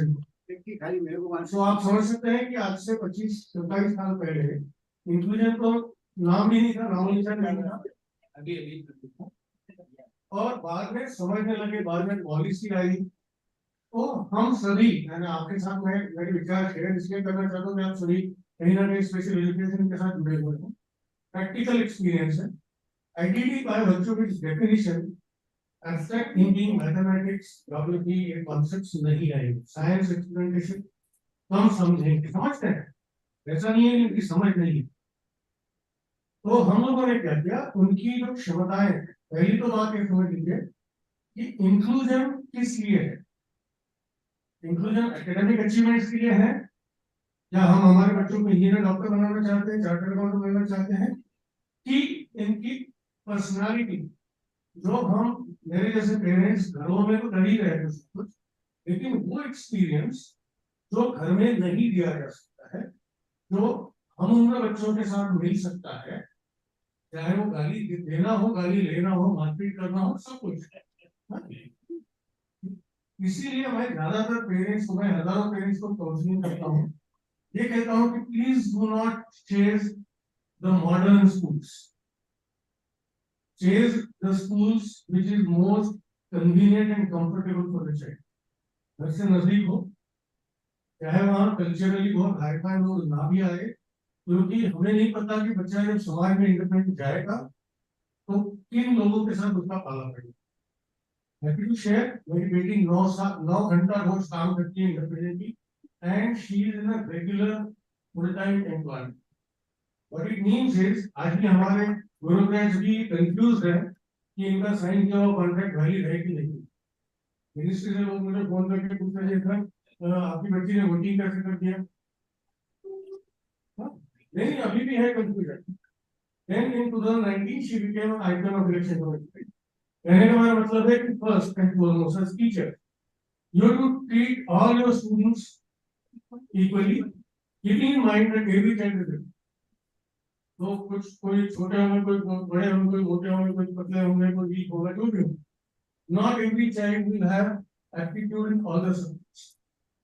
लेकिन हर बच्चे का कुछ ना कुछ हुनर है। मेरी बेटी ने जब 10 साल पहले जॉब करना शुरू किया, वी आर शॉक्ड, 10 डिजिट के अल्फा न्यूमेरिक कोड्स, 300 से ज्यादा प्रोडक्ट्स के वो याद रखती थी मुंह जबानी। याद रखना मतलब याद रखना नहीं कि किस प्रोडक्ट का कौन सा कोड है, वो हाथ से लिखती। सो इनकी मेमोरी कैपेसिटी भी हमें नहीं पता। As we have seen in the morning कि ब्रेन फंक्शनिंग कहाँ कैसे काम करता है पता नहीं। When my daughter was just 2 years old, I was researching across India and I came across someone in Bangalore, तो नाम ही बना हुआ कुशलप्पा देवड़ी। तो मुझे पता चला कि इसने एमए इन इंटरनेशनल हिस्ट्री किया है। मैं जाके उसको मिला और उनसे बात की, तो मुझे पता है कि इनकी जो लिमिटेशन है वो है। मैथमेटिक्स में रंगी गुल, व्यवहार में तो लेन देन की बात है उसमें रंगी गुल, लेकिन उनकी मेमोरी शार्प है, तो रट्टा मार के रिलेवेंट क्वेश्चन के आंसर देगा। आपका बच्चा 10th कर लेगा एसएससी बोर्ड से, कोई मतलब नहीं है, तो अगर 12 भी कर लेगा, मेरी बेटी ने 10th एंड 12 किया, लेकिन वो क्योंकि हमें पता था कि आफ्टर 8 इनकी कॉग्निटिव एबिलिटीज की कुछ लिमिट्स, तो rather than giving her a negative feeling which will lower down her self-esteem, we thought why not boost her personality, और practical oriented हमने subjects लेके NIO से test करा। I'm not saying that is the only part, but the level to where to understand the true meaning of inclusive education. Policy बनी है, many boards I have given instruction, unfortunately, they are not followed in the schools properly. If 10th May, 7th equivalent mathematics and other subjects, one language will be exempted, and this will be applicable from 5th standard, which means कि उनके capacity के appropriate आप question paper set कर लीजिए. We are doing that. So some of the schools are doing it, others may not be doing it. India is a great country with diverse population and rural, urban, and urban. So all these things have been thought about.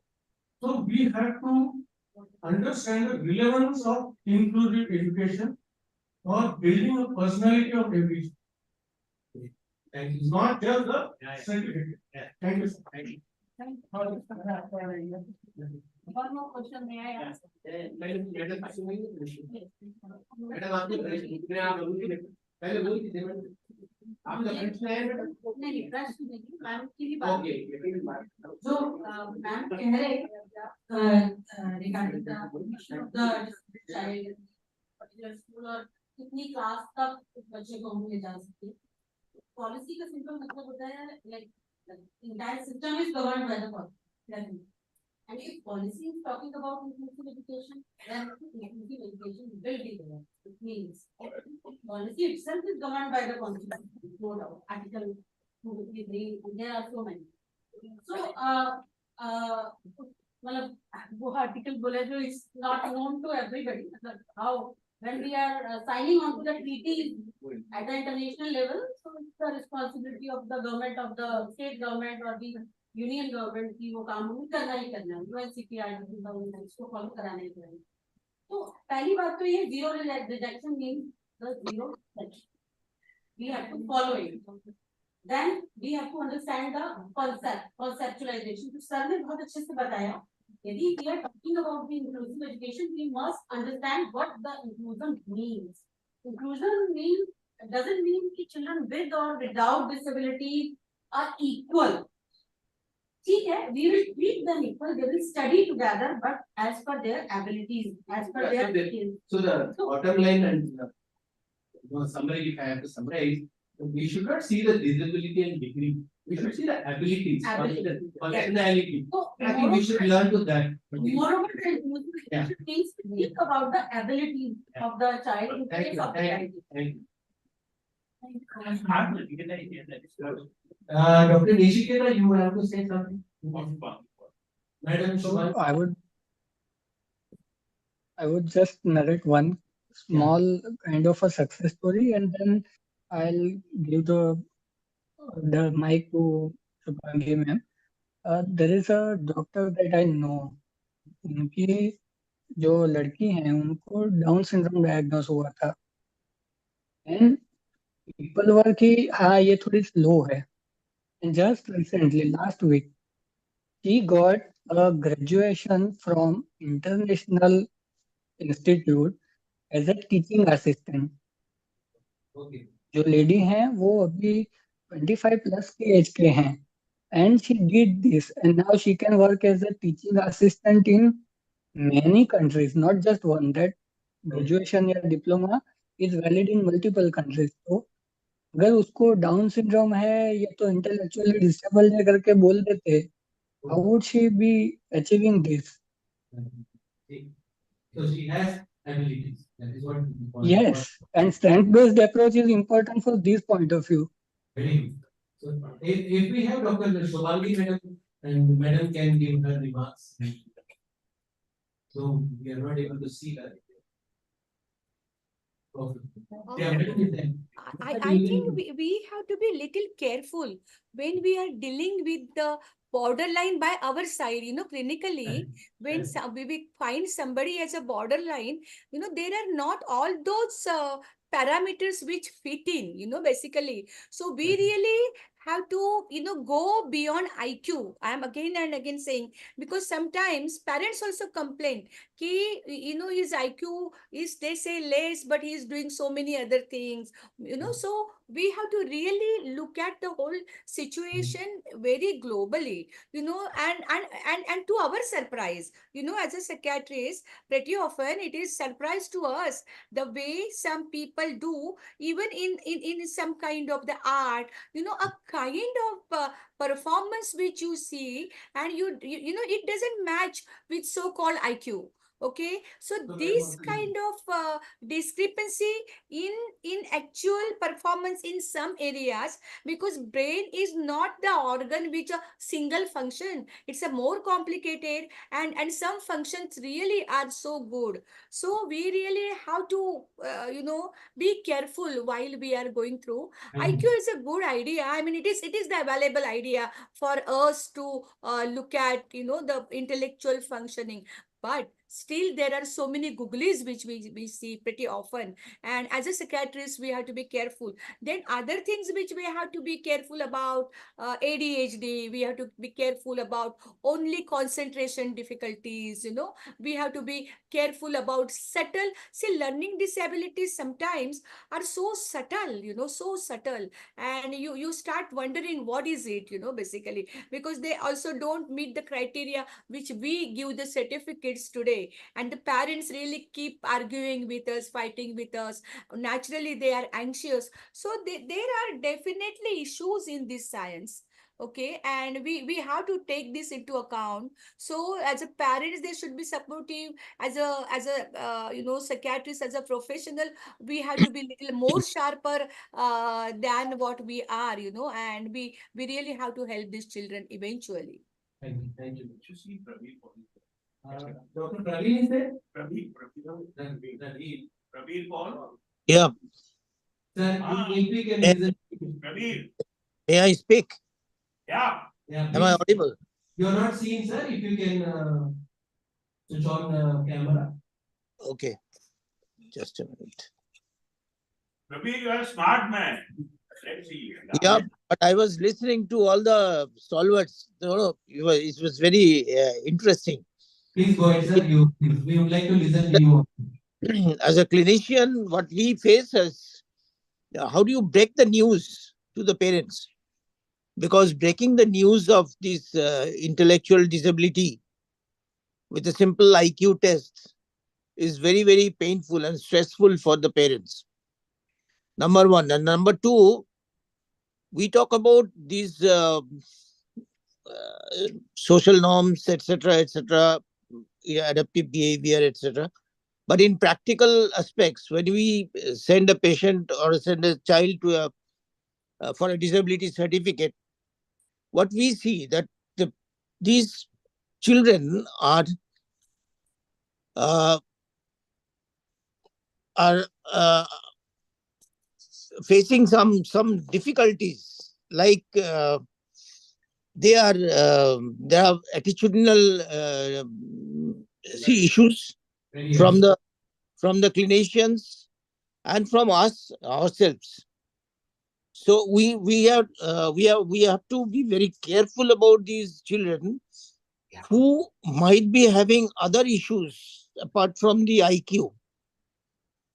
And the other issues might be that he has, as Dr. Parker said, that he might be having some ADHD problem, lack of concentration, or lack of attention, or maybe he's unmindful.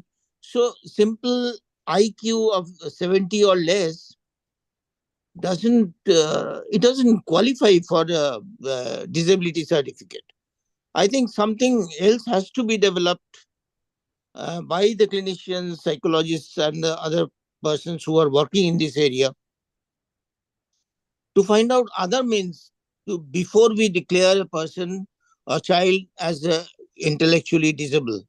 It is my feeling, because once a person is labeled as intellectually disabled, they don't get any other advantage. And people with behavior disturbances, along with the intellectual disability, they are put in mental hospitals for pretty long time, and they are compelled to stay with the hardcore addict patients, substance use patients, or the severe mental illness, and they are definitely become vulnerable to the abuse. Right. And we have seen that. So there must be some other area to be developed to have a separate area for keeping these children if they at all needed, if they at all need any inpatient treatment. Okay. So these are my observations. Thank you for giving me a chance to say. Thank you, sir. Thank you, sir. And I'm sure Mr. will agree if I say that, international classification systems and criteria which are being followed all over, like, BSM and ICD, some of you must be aware about those things also. Have also changed the criteria. They're not looking at the IQ alone. They're looking at the functionality. Then they're trying to assess the functionality outside. So I think in future we should look at the functionality rather than only the IQ or anything. Yes, we wanted to say something. हमारा topic है ना advocacy and inclusion पर है और जब हम inclusion की बात करते हैं तो we as educators of children with disabilities या एज एजुकेटर्स में कहूं we limit ourselves to inclusive education. Actually, once we say inclusion, it is inclusion in the society. They are no other than us and they are at par with us. तो वो एक तो हमको perspective अपना change करना पड़ेगा. We have to go into a broader perspective. We need not limit ourselves to education only. ये वो बात है. दूसरी बात क्या है कि जो सवाल किया है उन्होंने कि भाई उसके बाद में हम क्या करें. वहां पर हमारे पास में इतनी सारी ऑप्शंस हैं, इतने सारे एरियाज हैं, मगर हम उनको पकड़ करके बैठ जाते हैं कि वो छठी की किताब पढ़नी है, 7वीं की किताब पढ़नी है, 8वीं की किताब पढ़नी है, 10वीं पास करनी है. तो वो हमको अपना माइंडसेट चेंज करना होगा कि जो हमारे पास में अवेलेबल है भी ये भी ट्रस्ट ऑप्शन कर लिया पोस्ट कर देते हैं उनके ऊपर. उनका हम कभी सुनते नहीं है. तो वो हमको एक उनकी क्या इंटरेस्ट है उसके अकॉर्डिंगली हम चॉइस करें तो they can go to any level. Thank you very much. Thank you.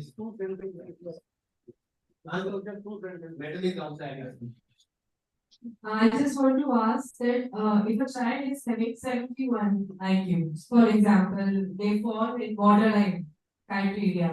For them, there is no support, there is no concession. Don't you think it's unfair for them?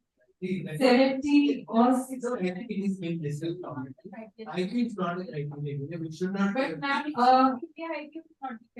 but then I mean in 10th and 12th, we assumptions we get for mild and moderate, right?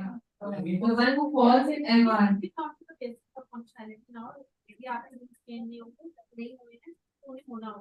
Now, we will get to see what the functionality, but not I. We have to draw a line somewhere. Yoshita. Instead of two, I start with most of the parents do come across this situation. What has happened because of the advent of technology, our children appear to be smart, whereas the IQ assessment is outdated. So that really needs to be looked into. And these are the genuine issues, madam. These are genuine issues, 71, 72, 73, they deserve to get classified. I will not call it labeling, but certification, if for example, and Nachiketa sir, with due regards to you, I possibly know the doctor couple in Navsari and about those daughter you were mentioning possibly. See, children with Down syndrome will have cognitive difficulties. So all of them deserve to get a certificate, regardless of whether the IQ turns out to be so-called 70, 71, 72 or below that. Because they face challenges in multiple ways. Having said that, so the system has to take into account all these things. I was talking with Meena madam also, my government, how parents are facing difficulty.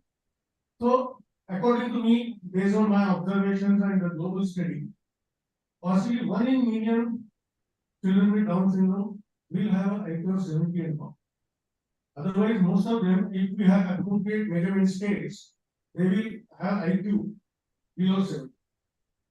So we'll let it be at that. 2, as special educators and people dealing with children with special needs, you must keep in mind 2 things. 1, have you heard of Edward Gardner? area of multiple intelligence, keep it in mind. Don't give more stress on the scholastic achievements. I never did for my daughter. I made it very clear from first standard. They are not after you. I had my daughter failed in a particular subject. We will understand, but the point which we wanted to see in her was her ability, development of her ability to be able to read a question, think about it, think about whatever answer she thinks is appropriate and write it. And that ability has helped and is continuing to help her all through her life now. So develop those abilities rather than chasing the score. Your school management is not going to hold you responsible. Why did your students not get more than 50% or 60% marks? So explain to them. That is point number one. So keep it in mind. Every morning you must remember Edward Gardner, theory of multiple intelligence, and find out in each child what are those areas where your child is likely to excel. That is point number one. Point number two, and doctors, please excuse me. We were told as I progress on my journey as a father that disability is out of medical model, and we are into rehab. So what it means for all practical purposes, see, all of us need to see the doctor someday or other. But then that's not my identity. I'm not a patient. Or children are not patients. So we have to think about anything other than clinical. So let's look at our children not as patients, let's look at our children as students. Hone those abilities in them in school, whatever abilities, in adolescent age, whatever abilities, age appropriate. They do have their emotional development, they do have their biological development. Just keep it in mind. Thank you so much. Thank you, sir. Thank you. Okay, so I think we have. I'll request to more Sangeeta madam to talk. We can talk about the multiple levels. Yeah. No, there's a couple of things. First, Please talk. in fact, the disability model is actually a social care model, and I completely with that. See, that's why, like Kalvin is saying, persons with mental illness, PMI, persons with IDD, intellectual development, patient, word and concept to bilkul garbad. I think there is a bit of a problem there, and correct me if I'm future, but I think we have replaced IQ system in this country as of now with SQ. Practically नहीं हुआ ना, लेकिन SQ तो आ गया, हम ये बात नहीं कर रहे, लेकिन fully functional assessment पे scoring और disability certification हो गया भी step है, बहुत time. So to that extent, we can see on the one hand the Babu concept and the category and others which you know that ये किसी की सरकार है ना, and our progressive thought. तो वो मैं कभी वो मैं कुछ ऐसे बीच में some people do fall between these two. That much is true. वो तो problem रहेगा. हाँ, जब functional assessment पे certification हो जाएगा शुरू, तब सही होगा. But my colleague Dr. Pradeep Paul from Calcutta, what he was asking, I won't try and respond to that again. Anyone of you colleagues is correct. Pradeep, the idea is you answered your question in the first half, in your second half. How does a clinician break the news? Clinician should break the news with a progressive mindset. You see, if the medical clinician himself or herself or the lay professional has a limited mindset, then the negativity will carry on. I'm not saying it's easy. I agree with Pradeep or my colleague that in actual practice it is very difficult. The parents' initial reaction is very negative. But all of us, and which is why all these efforts, right? That all of us, medical or non-medical professionals and advocates in this area, need to make our mindset more progressive and liberal and open-minded. So that message goes to the parents when you break the news. I hope Pradeep that answer. Yeah. Lastly, all that I want to say is that we had a wrap-up session, but I think we have wrapped up well. In this session, we have wrapped up well. So I don't think we need wrap up. We just leave it to Dr. Omsai or Dr. Bambi or Pradeep if they have any last minute comments. And then maybe I'll look to close. We'll take 5 minutes, Pooja. No, housekeeping. That's fine. Yeah. I'll request you to please. No. Right. Sure. Most important. Yes. Be cheers for Dr. Omsai. Yeah. Very good. Oh,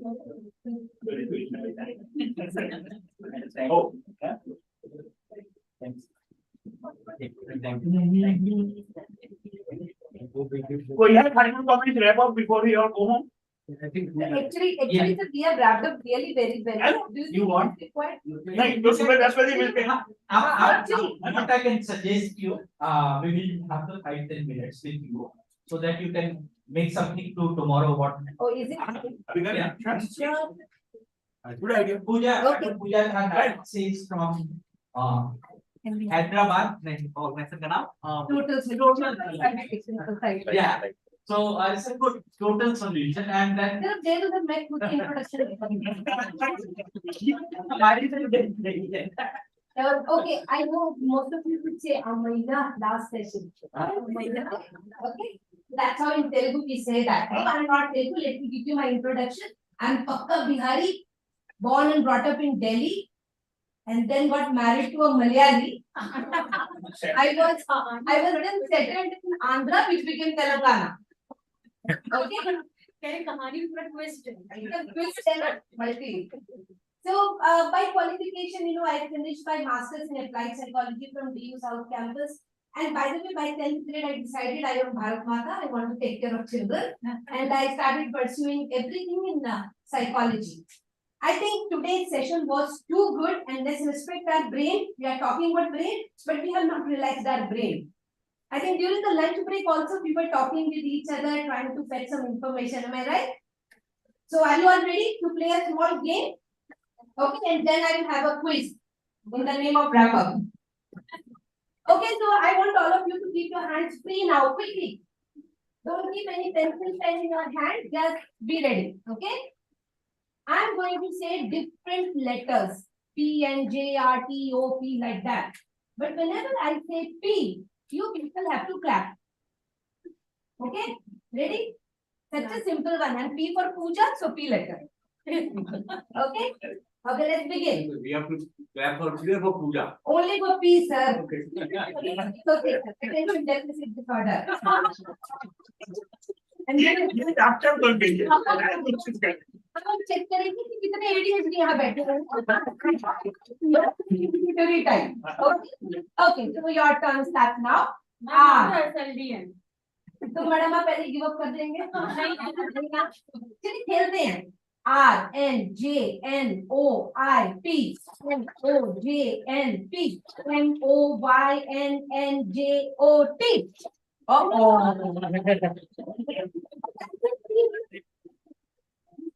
No? Very good. Go home and eat sugar from your own kitchen. That's what we want. Okay. One more round we'll play. N N J N O P O L J O O P N N O N T. Wow! See, within 5 minutes, I developed your sustained attention also. Isn't it great? Okay. Can we have mera PPT लगाएंगे? So very quickly, like I just prepared what all we have talked from the morning, and it was a wonderful session. So to let you know very proudly that yes, we have a new IQ test also now, developed in India, no adaptation from any kind of Western test. And why I was damn curious to come and join this, because it says brain science and the IQ test name is brain-based intelligence test. Okay. I'm very happy that from the morning what I'm listening is matching so much with the idea which we actually had in our head. We felt that only one IQ number cannot decide. Because that online. Okay. We really felt that one IQ score cannot define a child. Maybe the child's score is 54, but the child is too good in working memory or maybe even long-term memory. And that too for academic content, which you say as a factual knowledge. From the morning when I'm listening and we start from the very first thing, I think Sarvagya taught us a lot. Isn't it? Sarvagya taught us early intervention. Sarvagya taught us what is the value of a family system. Forget about her brain scanning. But he taught us that if the family is supportive and they celebrate even the small thing, they can have a wonderful future, isn't it? After Sarvaki, I think now I'm going to write one book on Nimesh sir, especially on the sayings. I really loved it. And it so happened that today two different people actually quoted his quote one by another, one after another, that we all may be temporarily able. I think that taught us a lot. So, in a very beautiful way, gave the whole guide map that what is going to happen in these 3 days. And if you ask me, in a very simple way, I would say that we tried to connect. Can I have the next slide? No, it's not moving. So, in a very simple way, we learned today that how this hardware and the software has to be connected. Correct? So everyone would agree that we are saying we grow, we change. That's a newborn baby's brain at the beginning. And see how complex we became. So I wrote, I was born simple. You all made me complicated. Okay? I had a need to do susu. I was very nicely passing susu in my bed. If you wanted classical conditioning, taught me, don't pass susu. Activate your leg muscle, go search for the bath. Okay? So a new neural connection had to be developed. I think all those who are clinicians over here, we all are looking only for this. How should we help this child in more meaningful way? Can we go to the next one? Dr. Ruchi also gave us a very nice glimpse of the ground reality, by the way. I love the way she took an example and she actually made us experience that what happens in the reality. If you do so-called inclusion, there can be a child in the classroom who is crying and the main teacher doesn't know what to do. There can be an ADHD who is every time popping up, ma'am, my question, ma'am, my work is done. And this teacher doesn't know what has to be done. I really would love to visit because when she said that we have special educators available almost in every corner of the classroom, I was like, did they all come back from the US? This was a joke, by the way. Okay, so we have many of our own special educators sitting in US and not in India. But when she said that she has access to so many, I was very happy to know that. Next. Dr. Savita shared her thoughts about how important it is to know the brain pathology and how it leads to further difficulties. Dr. Nimesh again gave us a very beautiful orientation. Dr. Deepak then shared his idea about neurorehabilitation. He talked too beautifully how to bridge the gap among the professionals now. And I'm very happy when he said that as a doctor, as a medical professional, we have to talk about medicine. But let me tell you, the situation is equally bad on the other side. Sometimes we so-called psychologists or we are professionals, we are the one who will keep telling the parents, don't go to doctor. बच्चा ना दवाई के ऊपर dependent हो जाता है, उसको पता है नशे की गोलियां दे देते हैं ये लोग, आप ये क्या बिल्कुल नहीं जाना, मैं हूं ना वैसा ठीक कर दूंगी. No, it has to be equally same effort from the other side also. I think if any psychologist is considering that they are the goddess or god, please don't do that. We all are human. There can be miserable situations which you cannot handle and you need the medication for that child. I'm not saying that start giving medication for everything because brain is involved, but please, if you are getting a clear-cut sign and symptom, don't be too ideal also. Okay? Don't be too ideal. Brain, oh, Dr. Meena did a wonder today. And I think we all would agree, it was very simple and it was so beautifully told by her. So if I tell you in my words, in the uterus, I was just a neural tube. The upper part grew like a fist, and I was called brain. I am the chief executive officer of this so-called company called body. So because I'm going to be the CEO, I'm guarded by so many people. And she told us that the first guard is, पहला सेनापति कौन है? आपका school है. School के नीचे 3 measures भी है बैठे हुए. कौन-कौन से हैं आपके मेजर? आपका ड्यूरामेटर है, आपका एरेक्नॉइड है और आपका पायामेटर है. पायामेटर और एरेक्नॉइड मेटर की अपनी पर्सनल आर्मी भी होती है, लिक्विड आर्मी है. और उस आर्मी का नाम क्या होता है? Very good job. ओके, अगर ये आर्मी मर जाती है because of any reason what we call as infection, तो मर जाएगी तो वहीं पे गिर जाएगी ना, और अगर वो गिर गई तो पीछे वाली आर्मी जा सकती है नहीं, तो ब्लॉकेज क्रिएट होगा and you will swell up. This dead army starts swelling up. So if suppose this skull is so hard, where it would create the pressure on the brain, and that's why we need to take care of that. Brain has 4 departments: frontal, parietal, temporal and occipital. आप switch off कर सकते हैं, switch off कर सकते हैं, switch off कर दीजिए, बंद कर दीजिए। तो अभी हम लोग एक थोड़ा सा quiz खेलेंगे because I don't want you all to see. I will say the action or behavior. You people have to tell me which department is working. Frontal lobe, parietal, temporal or occipital. Are we ready? Oh, I'm supposed to go behind the podium, but too many wires are there. Am I going to entangle myself or fall?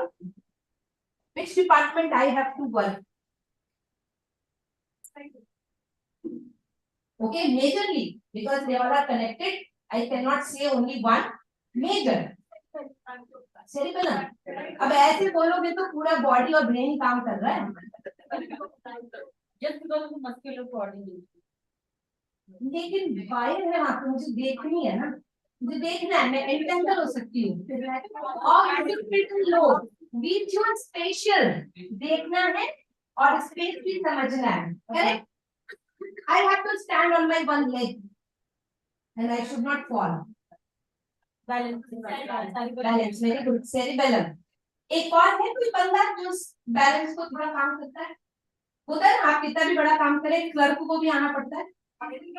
Auditory, very good, very good. So that is your vestibular. सब लोग जिंदा हैं पूरे session के बाद में, क्या बात है? Okay. After 2 days, I have to go for a picnic. I need to plan and keep all my clothes according to that. I have only a small suitcase and so many things are supposed to be packed. Need lot of planning. Temporal. Thank you, frontal. पता है अगर temporal बोलते रुकते ना तो मैं इसके ऊपर से कूदती और मैं बोलती ये नहीं समझ आना चाहिए। It cannot be temporal, no? I use the word planning. Planning. Okay, I have to do decision making. Which cloth I will take. Okay.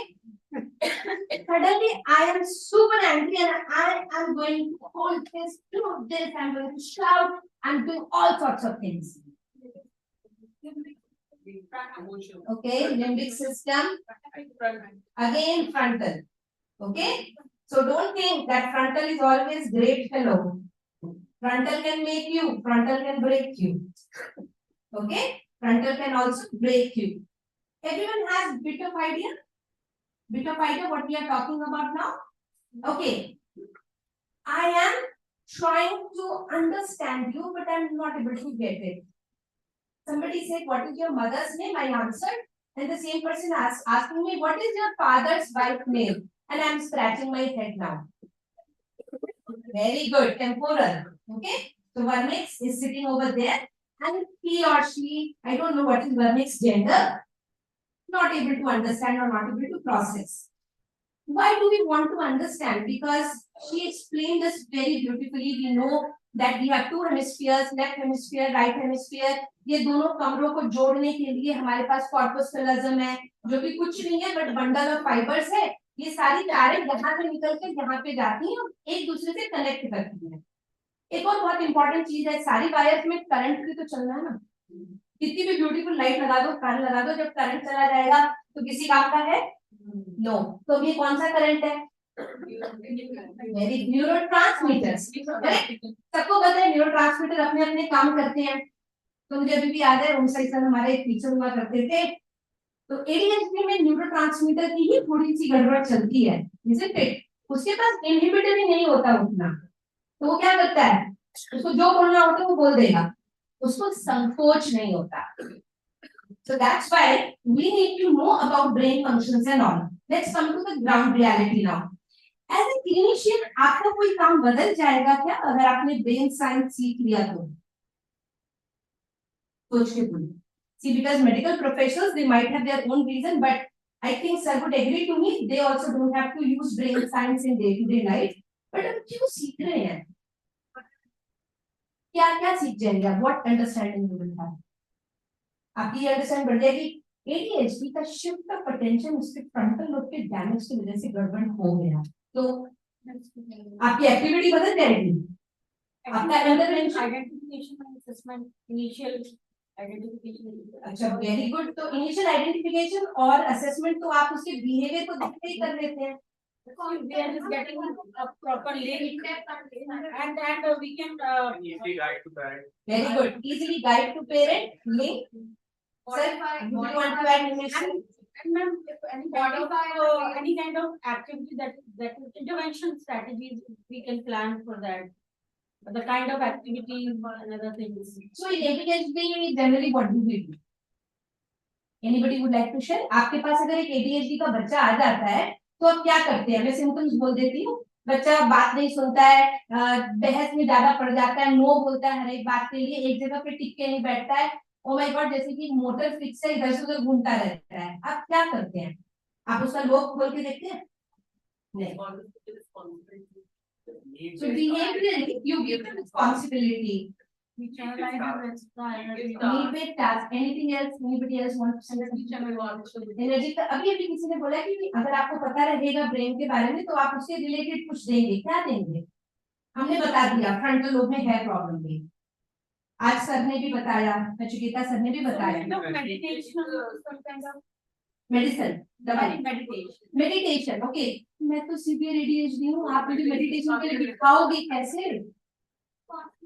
Meditation doesn't mean that कि हम बैठे ही हैं केवल ध्यान ही लगाएंगे। गुड, हम किसी भी काम में फोकस कर रहे हैं, टेंशन पे कर रहे हैं, या हम सिंपल ये काम कीजिए, तो दैट इज आल्सो। चलिए, very good. I'm getting little bit of idea, but please, especially for ADHD, if you know that there is frontal lobe involved, of course you will give them non-inhibitory tasks to play, isn't it? आप उनके लिए cognitive training शुरू करेंगे। आप सिर्फ ये बोल के नहीं बैठेंगे, अभी मैंने तुम्हें ये बिहेवियर प्रोग्राम दे दिया, देखो तुमको टोकन मिलेगा, मुझे रोज शाम को बताओ तुम कि तुमने ये किया कि नहीं किया। I'm very sorry to say, running activity, simply yes, वो एक थ्योरी है कि एडीएचडी बच्चों को बहुत सारे फिजिकल एक्टिविटी तो उन्हें ड्रेन आउट कर दो तो वो थोड़ा शांत हो जाते हैं। Sai sir, do you agree that ADHD physically we drain them out, they would be all fine? Yeah, it is like this. No? But child with ADHD will be having a lot of activity which is happening in the brain, and these things are happening. These things are happening, तो child with ADHD उसका brain का ऐसा रहता है, ये जो आपका current यहाँ पे जो देखा है हमारा ब्रेन में, बच्चे विद ADHD उनका करंट थोड़ा बड़ा बड़ा स्पीड में चलते हैं, और उसको we need to channelise that energy, उसको कहते हैं चैनलाइजिंग द एनर्जी। ये जो एनर्जी जो हम वॉकिंग और रनिंग के लिए जो स्पेंड करता है तुरंत वो करने लगता है, तो वो तो और आते रहते हैं, तो इसीलिए we will have to give him more activity so that we will help him to channelize the energy in a better and productive activity. अगर हम ऐसे बिठा के थोड़ा चेस खेलने के लिए बोलेगा तो चैनलाइज नहीं होता, तो उसको फिजिकल एक्टिविटी देना which includes lot, skating, dancing, swimming, cycling, anything and everything will be helping them to channel. एक चीज और मैं ऐड करना चाहती हूँ कि ऐसी ना एडीएचडी चाहिए उसमें रास्ते में सारा मतलब I have seen ADHD child in an organization wherein I have seen कि वो बच्चा लगातार दौड़ के जाता था और फिर जैसे ही सामने गेट आता था उसमें जोर से सिर मारता था, उसके ब्लड निकल रहा था लेकिन वो रुकता ही नहीं था, फिर वो इधर आता था फिर इस वाले गेट में सिर मारता था अपना, फिर जाता था फिर उस वाले गेट में। तो ये कहीं ना कहीं फिजिकल एनवायरनमेंट को भी जरा देख लें कि बच्चे के रास्ते में या यहाँ वहाँ बार बार, अब वो छोटा एजुकेशन इंस्टीट्यूशन ओनली, तो स्पेस थोड़ी थी और उसके लिए कोई काम करने के लिए एक्टिविटी नहीं थी, तो ये मूवमेंट को लगातार ये एक्टिविटी को लगातार कर रहा था और अपने आप को हर्ट कर रहा था बार बार। पेरेंट्स उसे पकड़ रहे हैं, खींच रहे हैं, नहीं मान रहे, तो ये I got you. With all due respect, obviously physical damage हम तो सबसे पहले प्रिवेंट करते हैं, लेकिन दुनिया को बच्चे के हिसाब से नहीं बदलना है, बच्चे को बदलना है ना? So please, I want you all to read about what are the frontal lobe based activities What do you do for neurorehabilitation of my these children who are having this kind of damage and that can actually improve? What are the non-inhibitory tasks? जब आप उनसे physical movement भी करवाते हैं तो उन्हें simple running के लिए मत बोलिए. Along with the running, there has to be one meaningful activity. क्योंकि मेरी क्लास में मेरी टीचर मुझे रन करके लिखने नहीं देती, वो भी छोड़ दो. बच्चा बोलता है मैम मैं खड़े होके लिख लूं. नहीं नहीं, you have to sit and write, isn't it? And why do they stand and write? Because they feel their body in a better way when they are standing. Brain science and your field would be directly related if you talk about epilepsy. Onset of seizures kahan hai? You can do lot of things with that. You can save children if you know about brain science. There are many cases where clinicians have observed and they could actually tell us very clearly that no, you have to go and meet the neurologist, but you have to go and meet the psychiatrist. So you should know for that. To quickly tell you, and this would be the last thing, we had a Muslim case from in our clinic, and you know, the only problem was in the night she used to wake up suddenly and she would just scare. तो घर में सबने decide कर लिया कि उसके ऊपर कुछ भूत भूत आ चुका है और वो लोग जाएंगे और वो ठीक कराएंगे. तो भी उनकी स्कूल ने बोला कि नहीं नहीं आप जाएंगे पूजा के बाद हम देखेंगे क्या चीज की प्रॉब्लम, क्योंकि लर्निंग में भी बहुत इशू आ रहा है. We started working 1 month over. In our place we have a very strict system of review. हम ऐसे blindly काम नहीं करते हैं. 1 month के बाद हम चेक करना पसंद करते हैं कि IEP के ऊपर क्या प्रोग्रेस हो रहा है, जर्नलाइजेशन हो रहा है कि नहीं हो रहा है. Another request to all the clinicians and special educators who are sitting, don't keep doing blind work. Don't get very happy. Wow, मेरे सामने तो ये बच्चा सुपर हीरो है. मम्मा से पूछिए कि घर पे भी सुपर हीरो बन रहा है कि नहीं बन रहा है. That's really important. So we found out that at the end of the first month and second month, child is just not improving. We planned a home visit. Okay. So we went to the home and we went to the room where all this happens. And when I opened the room is very small, quite dark. And when the room is open to the door which opens to the balcony, there are bright lights which are hanging. So I started asking, we call it ABC analysis. We started asking, okay, Mama, can you narrate what happens in the night? Because I can't come and stay in your home in the night time. So she started narrating. She said that it all started happening during the Eid time when they had put those lights and they were blinking and they are kind of very bright light. You know, it was a photic stimulation based epilepsy. So I identified and I told that please, our behavioral methods are not working. Can you go ahead and meet a neurologist? I might be completely wrong. I want you to do this for me. And you know, when parents they trust you because of your efforts, they would go ahead and they would check on that. It was photic stimulation based epilepsy. And that too, it was now hampering all her sustained attention activities. She was not able to write suddenly in the class. She was drowsy, though no medicines had been started. Okay. So if you know a little bit about these things, then we can understand it. Yes. Answer to your question. Thank you. My daughter has symptoms. I've been told she's 22 years old. She to this day supposed to be only known based on examination. So it's very lucky I knew before she was born when her problems were. Her MRI said there was no corpus callosum. Oh, and furthermore there was no vomice either. So vomice is an assistant of corpus callosum further. Yeah. Because I knew this before her birth, and I read what functional corpus callosum is. As soon as she was born, I really mean as soon as she was born. Yeah. A minute after that, we started working on coordination activities. Good. So she is called a medical case by names. And the reason is because we knew the medical diagnosis. Exactly. Answer your question. 100%. That you know, if we all know a bit about this science, it's not that we can become a neurologist or a psychiatrist or a medical professional, but certainly it will improve the quality of your own diagnosis or your own sense that something is going wrong, which is not being answered through the behavioral modules or our educational modules. Okay, thank you so much.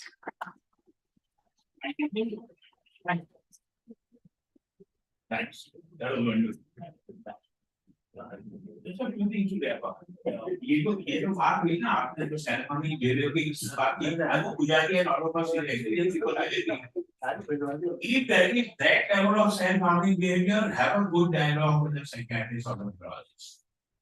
that level of self-harming behavior, I don't think should be tried with only medication or behavioral methods. Okay, just like in psychiatry and mental health practice, suicide ideas or any other self-harming behavior is a red signal. Even for persons with IDD, that level of self-harming behavior should require a joint consultation. You know, and I want to say this also. All IDDs actually there is very little role for medication, except for ADHD. The level of difficulty that you were describing as some of it described, medications can be a great help for you to implement the other things. और किसी condition में IDD में शायद medication का role नहीं, ATS भी बहुत है, you know, it can make your job easier. I want to give you one more quote. Since सुबह से एक quote की बात हो रही है, you see, like we are in Deepak, my friend Deepak Raja spoke about the need for integration and mutual respect across disciplines and working together. With all respect, a lot of psychologists, clinical psychologists, many non-medical health professionals or allied health professionals, willy-nilly tend to become more and more like medical doctors. Unconscious. I think like Pujari hinted, don't become that. I mean, get the good qualities of medical doctors if you can, but try and not get the undesirable qualities of medical doctors. One of which is, and I think that's becoming true for many allied professionals. Doctors अपने आप को खुदा समझने लगते हैं, है ना? वो नहीं करेंगे. I have a very old quote. Gods and doctors are similar in that they both provide relief to the distressed. But they are dissimilar in that gods never believe themselves to be doctors. भगवान कभी अपने आप को doctor नहीं समझता. Doctor की पता नहीं क्या ये हिम्मत है तो अपने आप को खुदा समझने लगता है, तो वो नहीं है. We all have our limitations, all fields, especially in things like IDD, each profession has a limitation. Best would be to talk, coordinate, and what I think is becoming, or was always, fairly uncommon. Medical practice में भी kidney, heart, psychiatric problem हो या IDD के issues हो. What is called, the textbooks was called, and some places it gets practiced, for example, CMC में लोग, you know, even all those kind of places. Joint management. Dialogue करना सीखिए, team professional करके manage करना सीखिए. It's not that each one is doing whatever he or she likes, you know. So joint management actually will have a lot of role. Ujadi, we are going to listen to you tomorrow morning again. Yes. Thank you very much. Thank you for the effort. That was wonderful. Bye guys. Have fun.